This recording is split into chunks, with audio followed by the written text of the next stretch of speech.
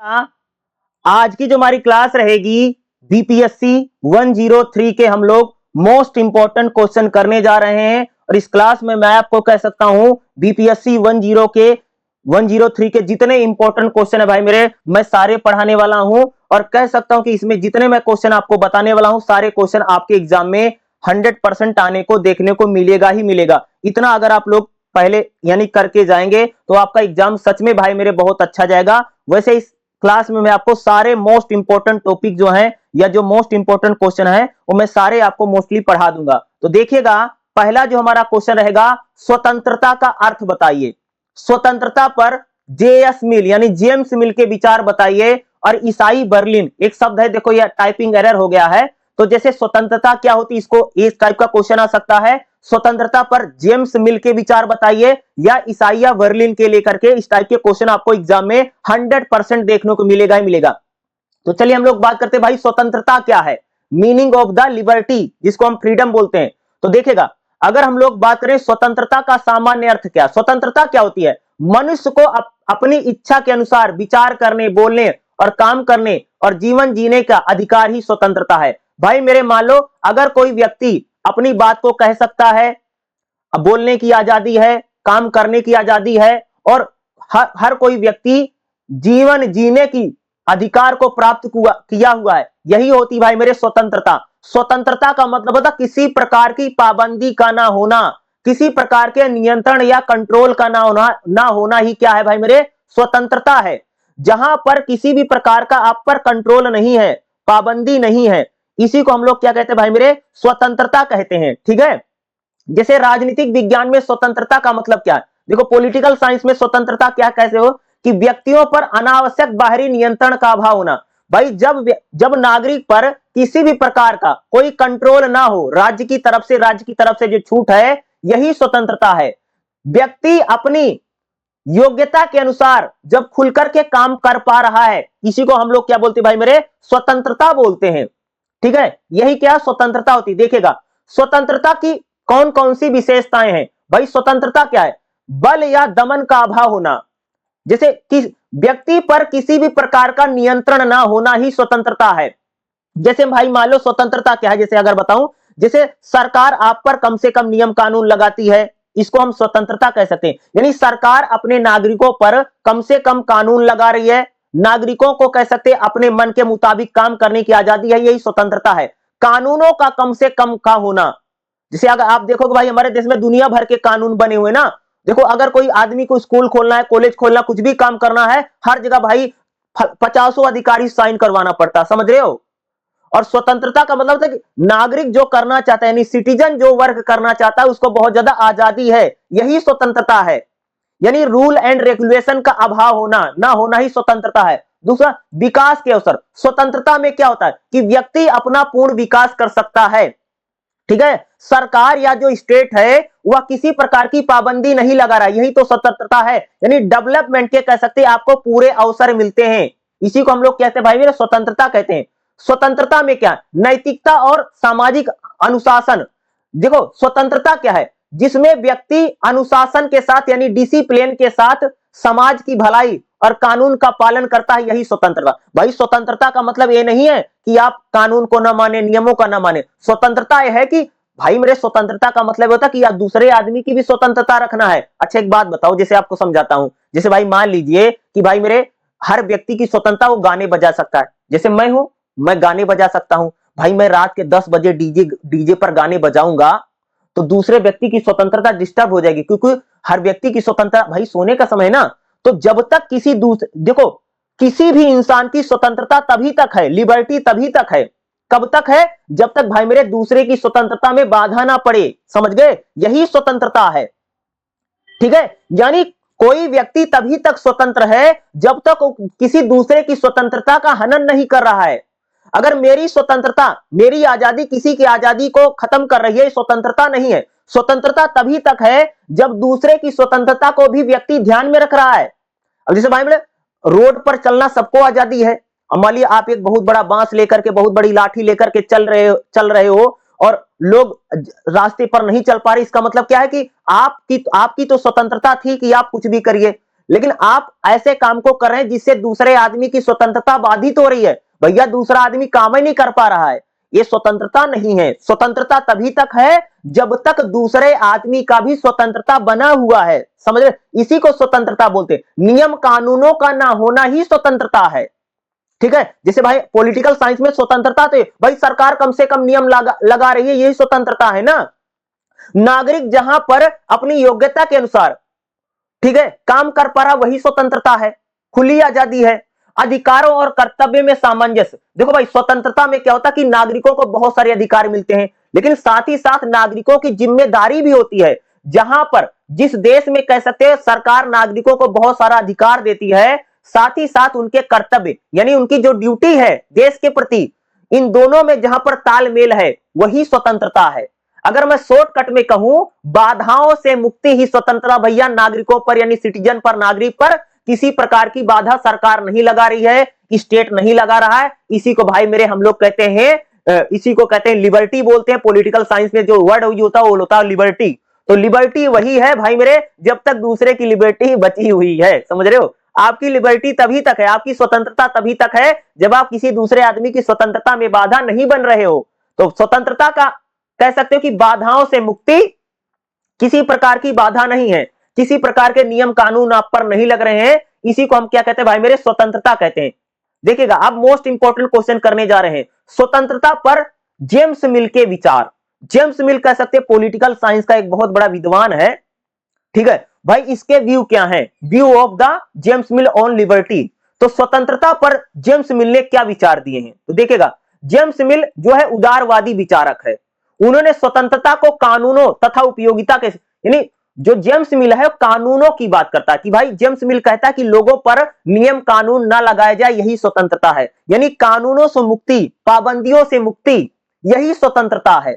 यानी जो राज्य है, जो स्टेट है, यानी जो सरकार है, सरकार भाई मेरे अपने नागरिकों पर कम से कम कानून लगा रही है, कानूनों से मुक्ति, कानूनों का ना होना।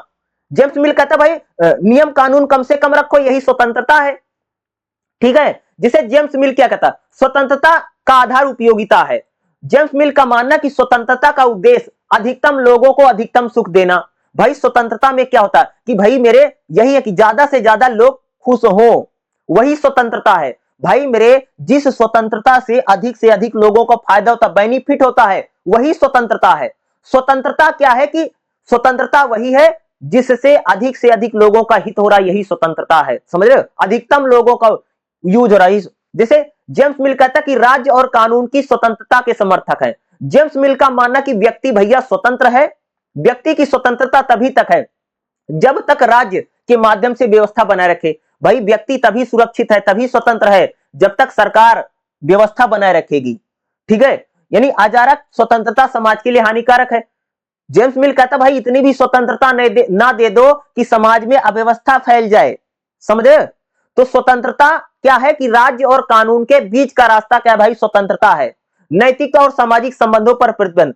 देखो जेम्स मिल का मानना है कि बिना नियंत्रण के स्वतंत्रता का कोई मतलब नहीं है। भाई अगर एक बताओ सबको आजादी दे दोगे और किसी प्रकार का कोई कंट्रोल नहीं रहेगा तो कोई स्वतंत्रता नहीं बचेगी।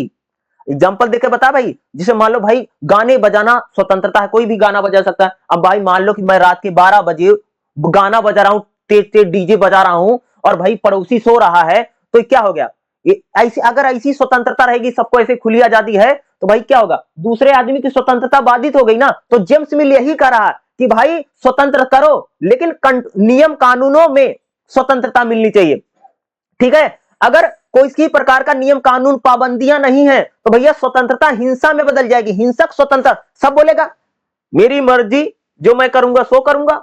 तो क्या है स्वतंत्रता, क्या है कि एक प्रकार से कंट्रोल में, नियंत्रण में होनी जरूरी है, समझ रहे हो। क्योंकि इंसान भैया स्वार्थी होता है, इंसान का जो नेचर है स्वार्थी है और इंसान हिंसक प्रवृत्ति का होता है। क्या होता है, जो इंसान होता है वो तो स्वार्थी होता है, दूसरा हिंसक प्रवृत्ति का होता है। इसलिए स्वतंत्रता जो है वो व्यक्ति के स्वतंत्रता कंट्रोल में रखिए। दूसरा व्यक्ति हित और समाज हित में। भाई आपकी स्वतंत्रता तभी तक है जब तक दूसरे की स्वतंत्रता नहीं जा रही है, और स्वतंत्रता वही है जिससे समाज की भलाई हो रही है।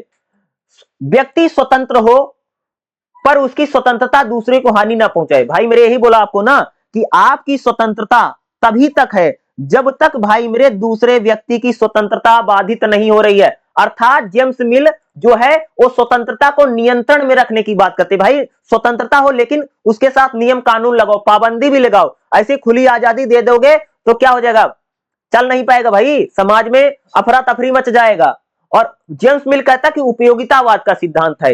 इसका मतलब क्या, उपयोगितावाद मतलब कि भाई स्वतंत्रता वही है जिससे ज्यादा लोगों को भला हो रहा है।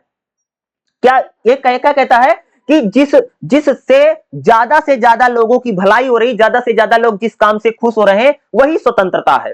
अगला हम देखेंगे भाई में ईसाइया बर्लिन के विचार स्वतंत्रता पर क्या है। ये भी आपके लिए मोस्ट इंपोर्टेंट क्वेश्चन बनेगा, एग्जाम में आता है। ईसाइया बर्लिन के किसके विचार बताने भाई, स्वतंत्रता पर। देखिएगा 20वीं शताब्दी में एक प्रमुख विचारक हुआ, बहुत बड़ा पॉलिटिकल साइंस में विद्वान होगा भाई मेरे, जिसका नाम है बर्लिन। बर्लिन अग्रणी है। इन्होंने स्वतंत्रता को दो भाग में बताया है। एक तो बताया इसने भाई मेरे नकारात्मक स्वतंत्रता होती है और एक सकारात्मक स्वतंत्रता है, यानी कह सकते हैं नेगेटिव लिबर्टी और पॉजिटिव लिबर्टी। नकारात्मक स्वतंत्रता और सकारात्मक स्वतंत्रता क्या है। आजादी दो प्रकार की भाई, पॉजिटिव और नेगेटिव है। किसने बताया इस बात को, ईसाइया बर्लिन। और कब बता भाई, 20वीं शताब्दी का एक बहुत बड़ा विद्वान हुआ है जिसका नाम है ईसाइया बर्लिन। बर्लिन है, ठीक है, मुझे लगता है जर्मनी करा होगा इसलिए बर्लिन है, ठीक है भाई। तो इसने क्या दिया, स्वतंत्रता के विचार दिए, इसने लिबर्टी पर अपने व्यू रखे हैं। कौन कौन सा व्यू बता भैया, तो इसने बताया नेगेटिव लिबर्टी यानी नकारात्मक स्वतंत्रता। नकारात्मक स्वतंत्रता क्या है, नकारात्मक स्वतंत्रता क्या है, बाहरी बाधाओं का अभाव ना, भाई नागरिक पर किसी प्रकार का कोई कंट्रोल नहीं है, ये क्या है, इस प्रकार की स्वतंत्रता क्या भैया, नकारात्मक स्वतंत्रता है। इसमें व्यक्ति जो है ना काबू से बाहर चला जाएगा, समझ गए। दूसरा नकारात्मक स्वतंत्रता, व्यक्ति अपने मनचाहा कार्य को कानून की सीमा में रह करके कर सके पर उस पर राज्य अनावश्यक हस्तक्षेप न करे। नकारात्मक स्वतंत्रता क्या होती है कि व्यक्ति जो है वो नियम कानून में रह करके अपने मन का काम कर रहा है और राज्य यानी सरकार उस पर किसी प्रकार का कंट्रोल नहीं कर रही है। ये होती भाई मेरे नकारात्मक स्वतंत्रता। नकारात्मक स्वतंत्रता क्या यही है कि यह स्वतंत्रता मुझे क्यों नहीं रोका जा रहा है, इस प्रश्न पर आधारित है। नकारात्मक स्वतंत्रता है कि राज्य जो है नागरिकों को किसी भी काम करने से नहीं रोक रहा है, हर काम को लेकर के राज्य ने भैया आजादी दे दी है, यही है नकारात्मक स्वतंत्रता। नकारात्मक स्वतंत्रता मतलब जैसे बोलने की आजादी, फ्रीडम ऑफ स्पीच जो है वो कैसी स्वतंत्रता है, नेगेटिव लिबर्टी है। यानी नकारात्मक स्वतंत्रता क्या है, जैसे बोलने की आजादी, हमारे देश में भाई मेरे बोलने की आजादी है, ठीक है, फ्रीडम ऑफ स्पीच है, भाई आजादी है, आप कुछ भी बोल सकते हो, ठीक है। इसलिए देखा होगा कि लोग बड़े बड़े जो प्रधानमंत्री होते हैं, मुख्यमंत्री होते हैं, बड़े बड़े जो हमारे स्वतंत्रता संग्राम के सेनानी रहे, उनको भी भाई मेरे गाली बक देते हैं, उनको उनके बारे में भी लोग वीडियो बना देते हैं, उनको भी गाली गलौज करें उनके साथ, यानी जो स्वतंत्रता संग्राम के जो कह सकते हो कि आंदोलनकारी रहे हैं। दूसरा हमारे देश में प्रधानमंत्री मुख्यमंत्री यानी जो बड़े बड़े पदों पर लोग बैठे हैं भाई मेरे, उनको भी अपशब्द कहते रहता आदमी। क्या है, ये बोलने की आजादी है भारत में ना, तो भाई मेरे बोलने की आजादी क्या है, नकारात्मक स्वतंत्रता है, क्योंकि इसमें आदमी ना काबू से बाहर चला जा रहा है, कुछ भी बोल दे रहा है। दूसरा आने जाने की स्वतंत्रता, भाई जब आदमी को आपने दे दिया कि आदमी कहीं आ सकता है और कहीं जा सकता है, एक कैसी स्वतंत्रता है, ये भाई नेगेटिव लिबर्टी है, नकारात्मक स्वतंत्रता है। और किसने बताया, ये ईसाइया बर्लिन ने बताया कि भाई स्वतंत्रता दो प्रकार की है, जिसमें आदमी को आजादी मिल गई, भैया खुल्लम खुल्ला बोलो, कुछ भी बोलो, कुछ भी अंट संट बक रहा है, ये नकारात्मक स्वतंत्रता है। और जहां पर आने जाने की अगर स्वतंत्रता राज्य दे रहा है, स्टेट दे रहा है, ये कैसी स्वतंत्रता है, यह भी नकारात्मक स्वतंत्रता है। सकारात्मक स्वतंत्रता क्या होती है, इसका मतलब, इसका अर्थ है कि व्यक्ति आत्म विकास क्षमता को उन्नत करने के लिए स्वतंत्रता है। केवल प्रतिबंधों का अभाव ही स्वतंत्रता नहीं है, बल्कि भाई मेरे स्वतंत्रता क्या है कि जहां पर राज्य नागरिक के लिए शिक्षा, भाई जहां पर सरकार और स्टेट नागरिक के लिए यानी सिटीजन के लिए भाई मेरे शिक्षा, स्वास्थ्य और रोजगार के अवसर उपलब्ध कराता है, यही सकारात्मक स्वतंत्रता है। भाई मेरे सरकार ना नागरिकों को अच्छी शिक्षा दिला रही है, सरकार नागरिकों को भाई मेरे अच्छा स्वास्थ्य दिला रही है, इलाज करवा रही है, सरकार नागरिकों को स्वच्छ पानी, स्वच्छ हवा प्रदान करवा रही है। ये क्या है भाई मेरे, सकारात्मक स्वतंत्रता है। अब देखो दिल्ली में कितना पोल्यूशन हो गया है, इसका मतलब क्या है, एक कोई स्वतंत्रता नहीं, नागरिक की स्वतंत्रता भंग हो रही, इसको बोलते हैं, ठीक है। सकारात्मक स्वतंत्रता का मतलब होता है कि नागरिक को भाई अच्छा खाना मिले, अच्छी शिक्षा मिले, अच्छा स्वास्थ्य मिले और रोजगार मिले, नागरिकों को कह सकते भाई स्वच्छ पानी मिले, स्वच्छ बिजली मिले, स्वच्छ हवा मिले। ये क्या है? सकारात्मक स्वतंत्रता है। जैसे शिक्षा का अधिकार कैसी स्वतंत्रता है? सकारात्मक स्वतंत्रता है, पॉजिटिव लिबर्टी है, ये सकारात्मक स्वतंत्रता है। जैसे सम्मान, समान अवसर, भाई सबको बराबर माना जाएगा, होगा ना कि समान सबको बराबर मान, तो जो बराबरी का जो अधिकार है जिसको बोलते हैं समान अवसर वाला जो है, ये कैसी स्वतंत्रता है? ये भाई मेरे सकारात्मक स्वतंत्रता है, पॉजिटिव लिबर्टी है। जैसे सामाजिक न्याय, भाई समाज में सबको न्याय मिले। सामाजिक न्याय का मतलब होता है जिसका जो अधिकार है उसको दे देना, यही न्याय है। अभी हम लोग न्याय भी पढ़ेंगे क्योंकि न्याय भी पॉलिटिकल साइंस में बहुत बड़ा टॉपिक है, जस्टिस मैं बताऊंगा उसको। तो न्याय भाई मेरे, जैसे शिक्षा का अधिकार, सबको भाई बराबर यानी समानता का अवसर, सबको आगे बढ़ने का समान अवसर मिल रहा है। समाज में सोशल जस्टिस को हम लोग बोलते हैं, समाज में भाई हर व्यक्ति को न्याय मिल रहा है। ये कैसी स्वतंत्रता है? ये सकारात्मक स्वतंत्रता है। बर्लिन का क्या निष्कर्ष है? बर्लिन जो भाई मेरे नकारात्मक स्वतंत्रता को देखो, बर्लिन कह रहा है कि भाई जो नकारात्मक स्वतंत्रता है वो केवल व्यक्ति की रक्षा करती है, यानी इंसान की रक्षा करने के लिए क्या है? नकारात्मक। सकारात्मक स्वतंत्रता जो है ना, समाज का कल्याण करती है। भाई सकारात्मक स्वतंत्रता जो है वो समाज की भलाई के लिए है, वो उससे समाज का भला हो रहा है, समझ रहे हो? इसलिए उसको सकारात्मक स्वतंत्र। अरे भाई शिक्षा बढ़ेगी तो समाज को फायदा होगा, सबको समान माना जाएगा तो समाज को, सोसाइटी को फायदा होगा। भाई समाज में न्याय होगा तो हमारे सोसाइटी को फायदा होगा। तो सकारात्मक स्वतंत्रता जो है वो समाज की भलाई के लिए है। और जो नकारात्मक इसने स्वतंत्रता बोला कि इससे केवल इंसान का भला हो रहा है, यानी व्यक्ति को ही भला हो रहा है, भाई समाज का भला नहीं है।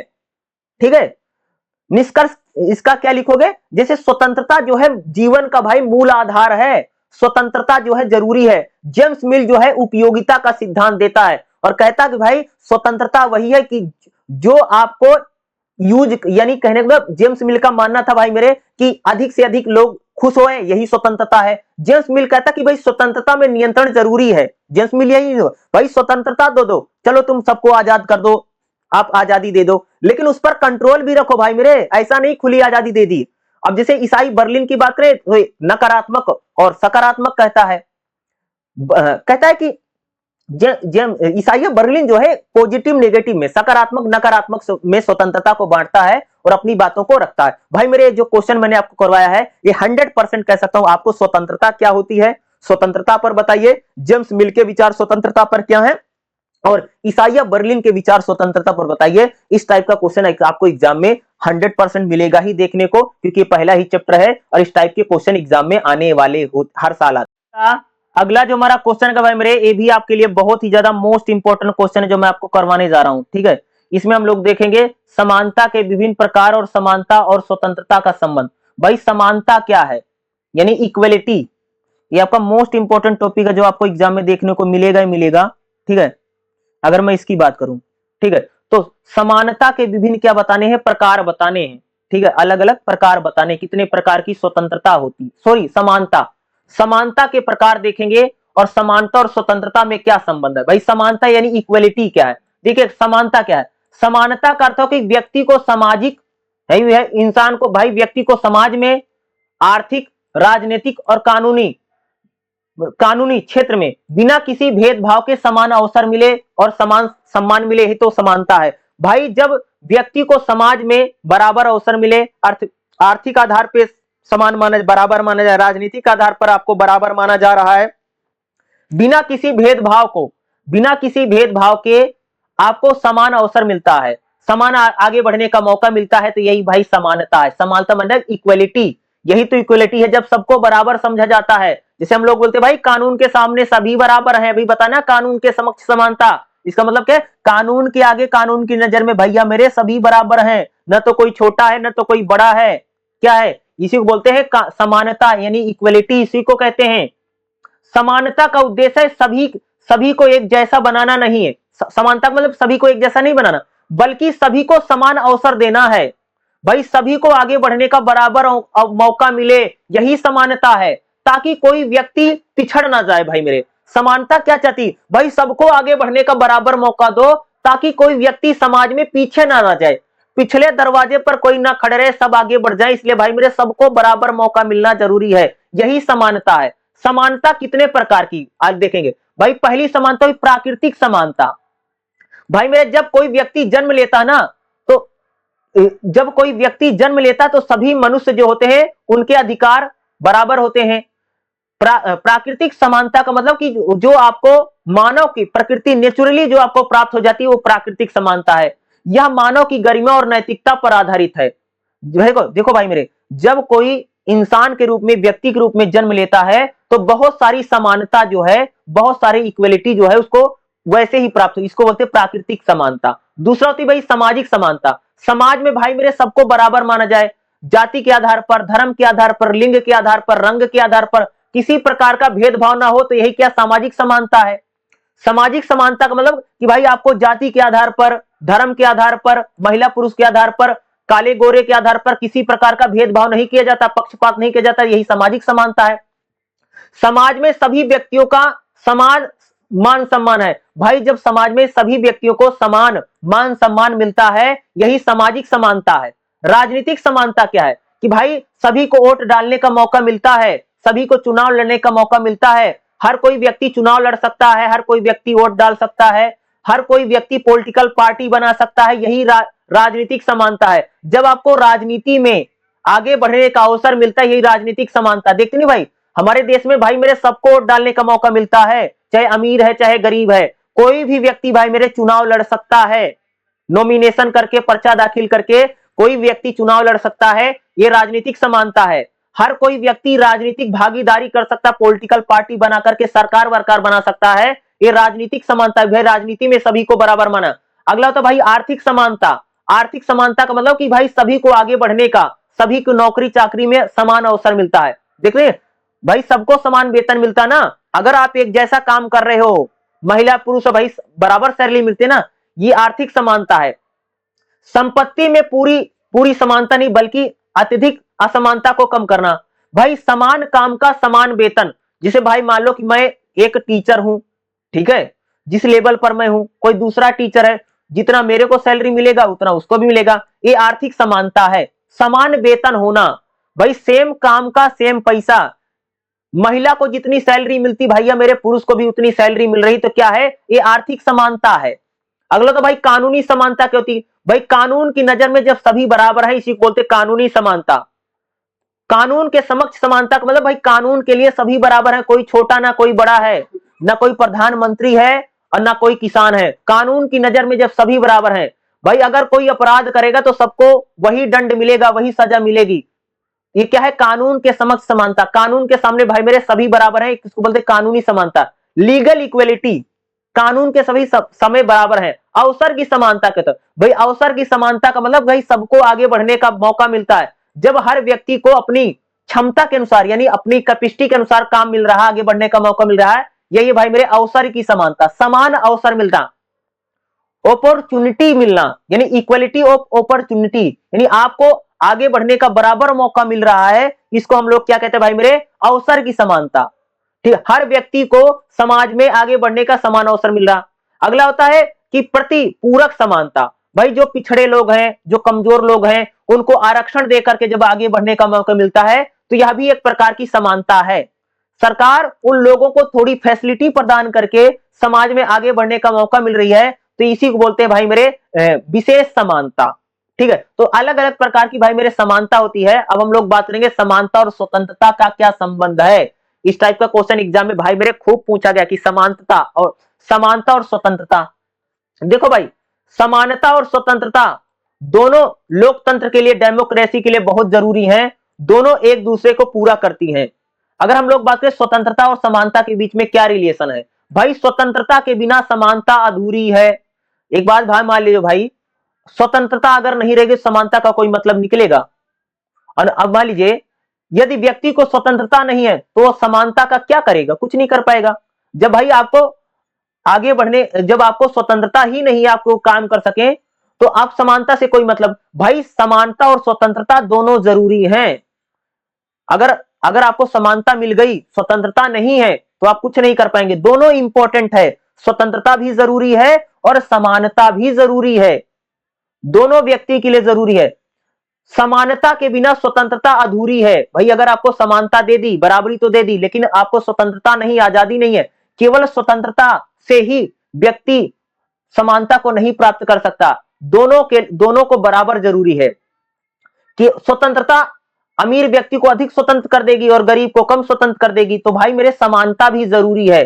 एक बात बताए, अगर समाज में स्वतंत्रता है भाई मेरे, जिसके पास पैसा है वो तो कुछ भी कर लेगा और गरीब आदमी कुछ कर भी नहीं पाएगा। इसलिए बोलते भाई समानता भी, बराबरी भी होनी बहुत ज्यादा जरूरी है। स्वतंत्रता, बिना समानता के स्वतंत्रता का कोई मतलब नहीं है, समझ गए। और दोनों एक दूसरे के लिए पूरक हैं। उदारवाद के लिए में दोनों, भाई व्यक्ति स्वतंत्र रहे और समाज में सभी समान हो, ये हमारे लिए बहुत जरूरी है। भाई स्वतंत्रता के साथ साथ समानता भी जरूरी है। एक बात बताओ, अगर व्यक्ति को आपने खूब सारी स्वतंत्रता दे दी लेकिन समाज में बराबरी नहीं है, गैर बराबरी है, तो भाई जिसके पास ज्यादा पैसा होगा स्वतंत्रता का नाजायज फायदा उठा लेगा, समझो। तो समाज में भाई मेरे कोई भी स्वतंत्रता का गलत फायदा ना उठाए, इसलिए समानता बहुत ज्यादा जरूरी है। एक बात बताओ भाई रे, जिसके पास खूब रुपया पैसा है, खूब पूंजी है, वो तो भाई स्वतंत्रता का गलत फायदा उठा लेगा पैसे के दम पर। तो समानता, बराबरी भी होना क्या है, बहुत ज्यादा जरूरी है। व्यक्ति स्वतंत्र रहे उसके लिए समानता जरूरी है। सकारात्मक स्वतंत्रता समानता पर आधारित है। देखो हर व्यक्ति को भाई मेरे शिक्षा मिले, स्वास्थ्य मिले, हर व्यक्ति को अच्छी हवा मिले, पानी मिले, ये स्वतंत्रता है, ये भी जरूरी है। समानता और स्वतंत्रता जो है समाज को आगे बढ़ाती है, दोनों जरूरी हैं। भाई अगर समानता रहेगी, स्वतंत्रता नहीं रहेगी तब भी कुछ नहीं होगा। अगर स्वतंत्रता है, समानता नहीं, तब भी कुछ नहीं। तो दोनों समाज के लिए जरूरी है। अगर समाज में अगर व्यक्ति विकास करे, अगर नागरिक की भलाई कल्याण हो, इसके लिए सरकार को क्या करना चाहिए, नागरिकों को समानता और स्वतंत्रता दोनों ही देनी पड़ेगी। एक को देने से काम नहीं चलेगा। एग्जांपल दूं, जैसे भाई मान लीजिए कि समाज में स्वतंत्रता है, ठीक है, स्वतंत्र, लेकिन समानता नहीं है। तो भाई एक आदमी के पास बहुत रुपया पैसा है, तो भाई अपने पैसे के दम पर वो आदमी कुछ भी कर लेगा, क्योंकि समाज में गैर बराबरी है ना, असमानता है ना। उसके पास पैसा, वो कुछ भी, गरीब आदमी कुछ कर ही नहीं पाएगा। इसलिए समाज में समानता और स्वतंत्रता दोनों बहुत जरूरी है। एक अगर स्वतंत्रता दे दी, समानता नहीं दी, तो भाई काम नहीं चलेगा। अगर आपने समानता दे दी, अगर मान लो आपने बोल दिया भाई सभी बराबर हैं, लेकिन भाई आजादी नहीं आदमी को कुछ भी करने की, तो आदमी क्या करेगा, उस समानता का आचार डालेगा। तो समानता और स्वतंत्रता दोनों जरूरी है, एक दूसरे बिना के भाई अधूरी है। जैसे पति पत्नी एक दूसरे के बिना अधूरी होते हैं, उसी प्रकार से कह सकते हैं कि स्वतंत्रता और समानता भी दोनों एक दूसरे के बिना क्या है, अधूरी है। समझ गए। समानता भी चाहिए और स्वतंत्रता चाहिए, तभी समाज का कल्याण हो सकता है, तभी व्यक्ति का भला हो सकता है। सबको बराबर मानो और सबको बराबर आगे बढ़ने का मौका दो, ये दोनों चीजें हमारे लिए क्या है, बहुत ज्यादा जरूरी है। अगर एक चीज नहीं रहेगी तो जैसे व्यक्ति अपंग नहीं हो जाता, अपाहिज हो जाता, दिव्यांग हो जाता, उसी प्रकार से ये चीज रह जाएगी। दोनों इंपॉर्टेंट है। जैसे पति पत्नी, जैसे गाड़ी के दो पहिए होते हैं, उसी प्रकार से स्वतंत्रता और समानता गाड़ी के दो पहिए हैं। अगर एक पहिया खराब हो जाएगा तो भाई मेरे गाड़ी नहीं चल पाएगी। इसलिए स्वतंत्रता भी आवश्यक है और समानता भी आवश्यक है। दोनों अगर रहेंगी तभी समाज में व्यक्ति का कल्याण हो सकता है, तभी नागरिक का भला हो सकता है।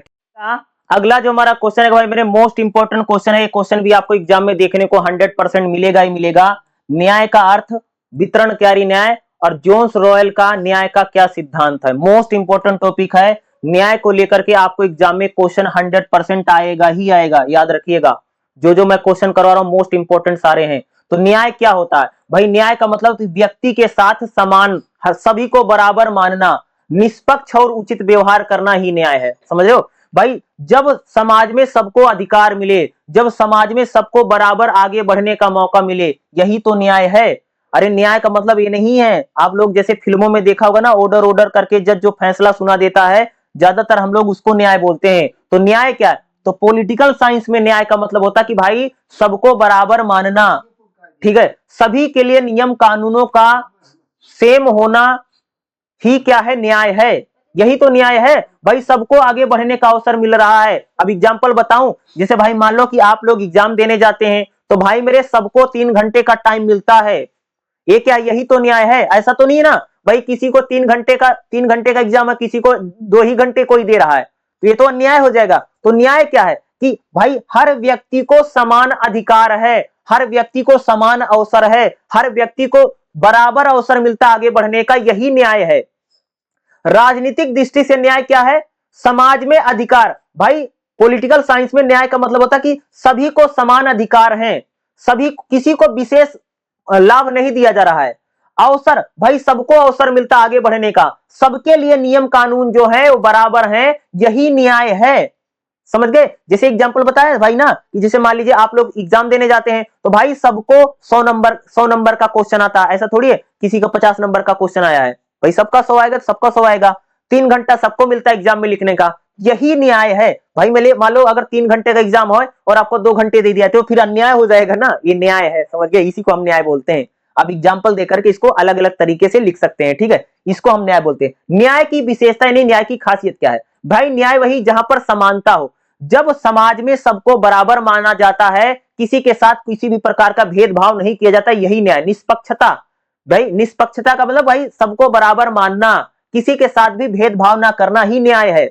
अधिकार और कर्तव्य का होना, जहां पर सरकार आपको कई सारे राइट देती है, उसके साथ आपके कर्तव्य यानी ड्यूटी भी बताती है, वो न्याय है। समाज में सामाजिक बराबरी और आर्थिक बराबरी, जहां पर आपको समाज में बराबर माना जाता है और आर्थिक समानता होती है, वो न्याय है। कानून के, भाई कानून के सामने जब सभी लोग बराबर है, न्याय। देखते नहीं भाई मेरे, प्रधानमंत्री भी हो उसके लिए भी वही सजा है और किसान आदमी उसके लिए भी वही सजा है। जब कानून के समक्ष समानता ही न्याय है। भाई कानून की नजर में सभी बराबर है ना। आप लोगों ने सुना ना क्या है भाई, जो कानून होता है, रूल ऑफ लॉ होता है, कानून के लिए तो भाई मेरे कोई, आगे एक बात बताओ, अगर कोई आदमी मर्डर कर देता है तो नॉर्मल, जैसे मान लो किसान है, किसान का बेटा ने मर्डर कर दिया, उसको भी फांसी पर चढ़ा देगा, ठीक है। और मान लो कोई प्रधानमंत्री भाई, राष्ट्रपति, उसका भी बेटा मर्डर कर देगा तो उसको भी फांसी पर चढ़ा देंगे। यानी कानून की नजर में जब सभी बराबर हैं, इसको भी हम लोग क्या बोलते हैं? न्याय बोलते हैं। कानून के समक्ष समानता, यानी जहां पर सबको बराबर समझा जा रहा है, सबको बराबर अधिकार मिल रहे हैं, सबको बराबर आगे बढ़ने का मौका मिल रहा है, यही न्याय है। मानव सम्मान, भाई सबका सम्मान हो रहा है, सबकी सुरक्षा है, सबको स्वतंत्रता है, सबको आजादी बराबर की है, यही न्याय है।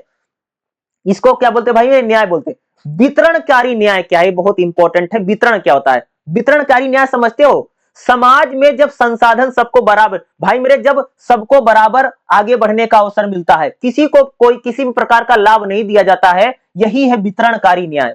यानी समाज में कमजोर व पिछड़े वर्ग के कल्याण हो और प्रत्येक व्यक्ति को सम्मान जीवन मिल सके। वितरणकारी न्याय का मतलब है कि भाई समाज में अमीर गरीब सबको बराबर समझा जा रहा है, यही न्याय है। इसको बोलते हैं वितरणकारी न्याय। वितरणकारी न्याय का मतलब जब सबको समान अवसर मिले। देखते ना भाई, जैसे कोई नौकरी वोकरी निकलती है तो भाई सबको बराबर अवसर मिलता आगे बढ़ने का ना, ऐसा थोड़ी है कि किसी को फालतू दे देते हैं। ये वितरण। असमानताओं का कम होना, भाई गैर बराबरी ना होना, समाज में सबको समान अवसर आगे को मिल रहा है, समाज में किसी को कुछ खास सरकार नहीं दे रही है, ये वितरणकारी न्याय है। वितरणकारी मतलब, जैसे वितरणकारी समझते हो, जैसे भाई मान लीजिए कि सरकार की आप लोगों ने योजना सुनी होगी कि भाई सिलेंडर मिलता है, जिसको हम लोग उज्ज्वला योजना बोलते हैं। उज्ज्वला योजना में गरीबों को सिलेंडर मिल रहा था, तो भाई हर जो व्यक्ति गरीब था जिसको सिलेंडर मिलना चाहिए, तो भाई सबको मिला। तो ये न्याय, ये वितरणकारी, यानी सरकार की जो योजनाएं हैं उन योजनाओं को सबको बराबर मिल रही, किसी के साथ भी पक्षपात भेदभाव नहीं हो रहा है, यही वितरणकारी न्याय है। समाज में जो कमजोर वर्ग है, जो गरीब वर्ग है, उसको भी सरकार की तरफ से पूरा लाभ मिल रहा है, ये वितरणकारी न्याय है। ऐसा थोड़ी कि भाई अमीर आदमी सारा मलाई खा ले रहे, गरीब के पास घर पूज। तो वितरणकारी न्याय का मतलब कि सरकार की तरफ से जो भी योजना है, जो भी नियम योजना है, जैसे भाई सरकार भाई सिलेंडर देती है, सरकार किसानों के खाते में 2-2 हजार रुपया दे रही है, ठीक है। सरकार कह सकते हैं इलेक्शन के टाइम पर 10-10 हजार खाते में डलवा दे रही है, तो सबको मिल रहा है ना, यही वितरणकारी न्याय है। जो चीजें राज्य दे रहा है यानी स्टेट दे रहा, सबको बराबर मिल रहा है, ये यही वितरणकारी न्याय है। कल्याणकारी राज्य की भूमिका, वितरणकारी न्याय में क्या होता है कि सरकार गरीबों के लिए, महिलाओं के लिए, बच्चों के लिए, कम SC ST दलित OBC के लिए काम करती है, यही वितरणकारी न्याय है। समझिए, वितरणकारी न्याय है, समझ गए। वितरणकारी न्याय का मतलब होता है कि यह सुनिश्चित करता कि समाज में जो संसाधन है केवल एक आदमी को, भाई सोसाइटी, देखो किसी भी चीज पर किसी एक वर्ग का नियंत्रण ना होना, सबको बराबर अगर मिल रहा है, यही न्याय है। अब बात करेंगे भाई मेरे जोन्स रॉयल का न्याय सिद्धांत, मोस्ट इंपॉर्टेंट टॉपिक अगर आप पॉलिटिकल साइंस पढ़ रहे हैं और पॉलिटिकल साइंस के अगर आप हैं तो भाई ये आपको क्वेश्चन 100% हर जगह देखने को मिलेगा। जोन्स रॉयल एक बहुत बड़ा पॉलिटिकल साइंस का भाई मेरे विद्वान हुआ है और इसने अपने न्याय पर सिद्धांत दिए, थ्योरी बताई इसने। इसको बोलते हैं जोन्स रॉयल का थ्योरी ऑफ जस्टिस। तो जोन्स रॉयल ने क्या सिद्धांत दिया न्याय को लेकर के? समकालीन उदारवादी विचारक, इसका नाम है भैया जोन्स रॉयल। ठीक है, इसकी एक पुस्तक है ये थ्योरी ऑफ जस्टिस। 1971 में जोन्स रॉयल ने किताब लिखी जिसका क्या नाम था? ए थ्योरी ऑफ जस्टिस, जिसमें उन्होंने न्याय के बारे में अपने विचार दिए हैं। जोन्स रॉयल न्याय के बारे में दो सिद्धांत दिए। समान स्वतंत्रता का सिद्धांत। जोन्स रॉयल कहता है भाई न्याय वही है कि जहां पर सबको समान स्वतंत्रता मिल रही है, प्रत्येक व्यक्ति को समान आजादी, प्रत्येक व्यक्ति को समान अवसर मिले, यही न्याय है। जिसे हर कोई व्यक्ति अपने विचार व्यक्त कर सकता है, हर व्यक्ति अपने धर्म का पालन कर सकता है, हर व्यक्ति को वोट डालने का अधिकार मिल रहा है, हर व्यक्ति को अपनी बात कहने का अवसर मिल रहा है, यही न्याय है। स्वतंत्रता और अधिकार में किसी प्रकार, जब हर व्यक्ति को स्वतंत्रता मिलती है और हर व्यक्ति को अधिकार मिलता है, यही न्याय है। किसने बताई इस बात को? जोन्स रॉयल ने। जोन्स रॉयल कहता है कि भाई जहां पर नागरिकों को स्वतंत्रता है, जहां पर नागरिकों को राज्य अधिकार देता है, यही न्याय है। जब आप अपनी बातें रख सकते हैं, जब आप अपने विचार रख सकते हैं, हर व्यक्ति अपने धर्म का पालन कर सकता है, हर व्यक्ति को वोट डालने का अधिकार मिला है, जहां पर समान स्वतंत्रता है, यह न्याय है। जब सबको बराबर की आजादी मिलती है, यही क्या है? इसी को हम लोग क्या बोलते हैं भाई मेरे? न्याय बोलते हैं। तो जोन्स रॉयल का न्याय का सिद्धांत है कि समान स्वतंत्रता, सबको बराबर आजादी मिल रही, यह न्याय है। दूसरा, सामाजिक आर्थिक समानता। जोन्स रॉयल कहता कि समाज में पूरी तरीके से नहीं बल्कि न्यायोचित समाज में, भाई जोन्स रॉयल कहता कि जो कमजोर वर्ग है, जैसे भाई हमारे समाज में अगर आप लोग देखोगे, जैसे एससी हैं, एसटी हैं, ओबीसी हैं, दलित आदिवासी जो पिछड़े लोग हैं, उनको सरकार भाई मेरे क्या करती है? उनके लिए भी उनको सरकार थोड़ा बेनिफिट देती है। यही न्याय है।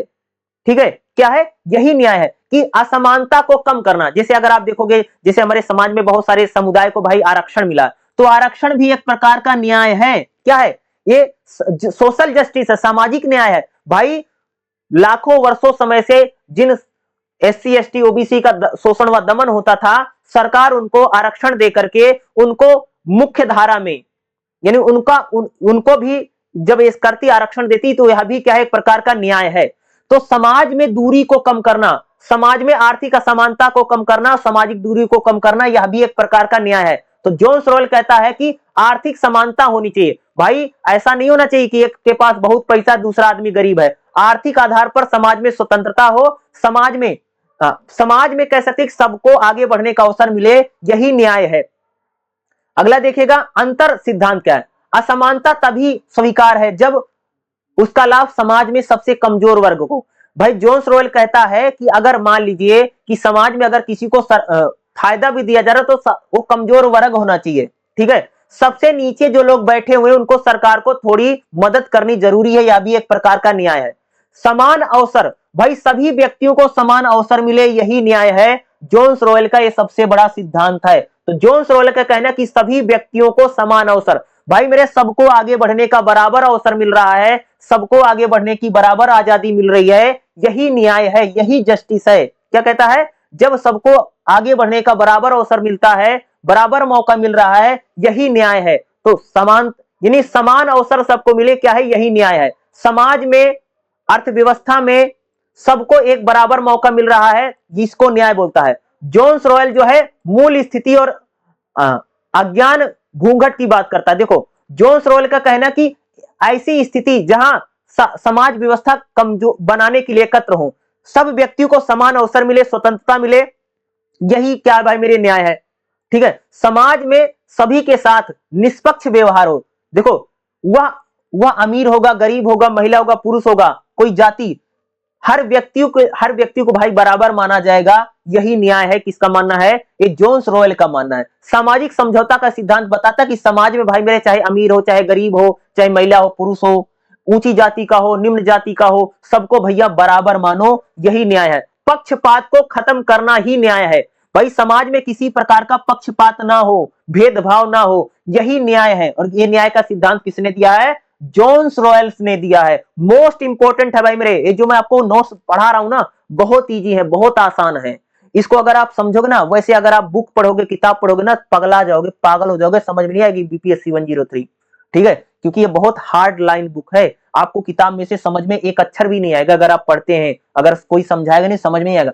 जो मैं नोट्स आपको बना करके समझा रहा हूं ये बहुत ईजी है, बहुत आसान है, इसको आप 2 मिनट में समझ जाओगे आखिर क्या है, क्या रहा है। इसीलिए नोट से पढ़ा रहा हूं, तो इसको ध्यान से समझिए जो मैं बता रहा हूं, और एग्जाम में भाई मेरे आपको 100% से मदद खूब मिलेगी। ठीक है, तो चलिएगा हम लोग अगला क्वेश्चन देखते हैं। जो जो क्वेश्चन करवा रहा हूं इसको एग्जाम में जरूर करके जाना है, और एक क्वेश्चन आपको एग्जाम में देखने को मिलेगा ही मिलेगा। अगला जो हमारा क्वेश्चन है भाई मेरे, ये क्वेश्चन रहेगा अलगाव क्या है, अलगाव का अर्थ और विभिन्न चिंतकों के विचार और समस्या बताओ। अलगाव एक बहुत ही मोस्ट इंपोर्टेंट आपके इस बुक में टॉपिक है, अलगाव को लेकर के लोग पूछते हैं आखिर अलगाव क्या है। ठीक है, तो देखिएगा भाई मेरे अलगाव देखते हैं, और इंपॉर्टेंट टॉपिक है और आपको एग्जाम में देखने को मिलेगा ही मिलेगा अलगाव क्या है।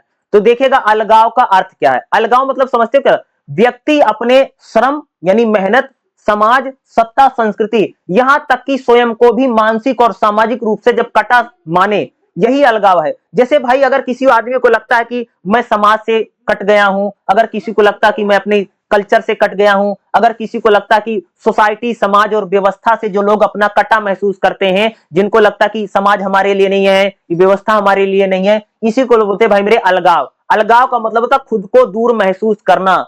ठीक है, अलगाव मतलब क्या है कि खुद को अलग थलग महसूस करना ही क्या है, अलगाव है। को अपने कार्य, संबंध, निर्णय और जीवन में परायापन महसूस करना ही अलगाव है। जब कोई व्यक्ति सरकार से, समाज से, कानून से, ठीक है, सत्ता से, सरकार से जब कोई व्यक्ति अलग पराया महसूस करता है, इसी को बोलते हैं भाई मेरे अलगाव। क्या है, यही अलगाव है। अलगाव का मतलब देखो, जब व्यक्ति अपने वातावरण, कार्य, समाज और स्वयं से उससे जुड़ा महसूस नहीं करता है, यही अलगाव है। जब कोई व्यक्ति असंतुष्ट है भाई मेरे, अगर कोई व्यक्ति सेटिस्फाई नहीं है सरकार से, अगर कोई व्यक्ति अपने समाज से सेटिस्फाई नहीं है, अगर कोई व्यक्ति नियम कानूनों से सेटिस्फाई, संतुष्ट नहीं है और खुद को अलग थलग महसूस करता है, यही अलगाव है। अलगाव का मतलब होता है कि सामाजिक व्यवस्थाओं को ना मानना, कि भाई उसको लगेगा जो सरकार है वो अच्छी नहीं है, सरकार नियम कानून अच्छे नहीं बनाती है, ये हम लोगों के लिए नहीं है, सरकार हमारा शोषण दमन करती है, हम लोग सरकार के एजेंडे में नहीं है, या राज्य हमारे लिए काम नहीं करता है।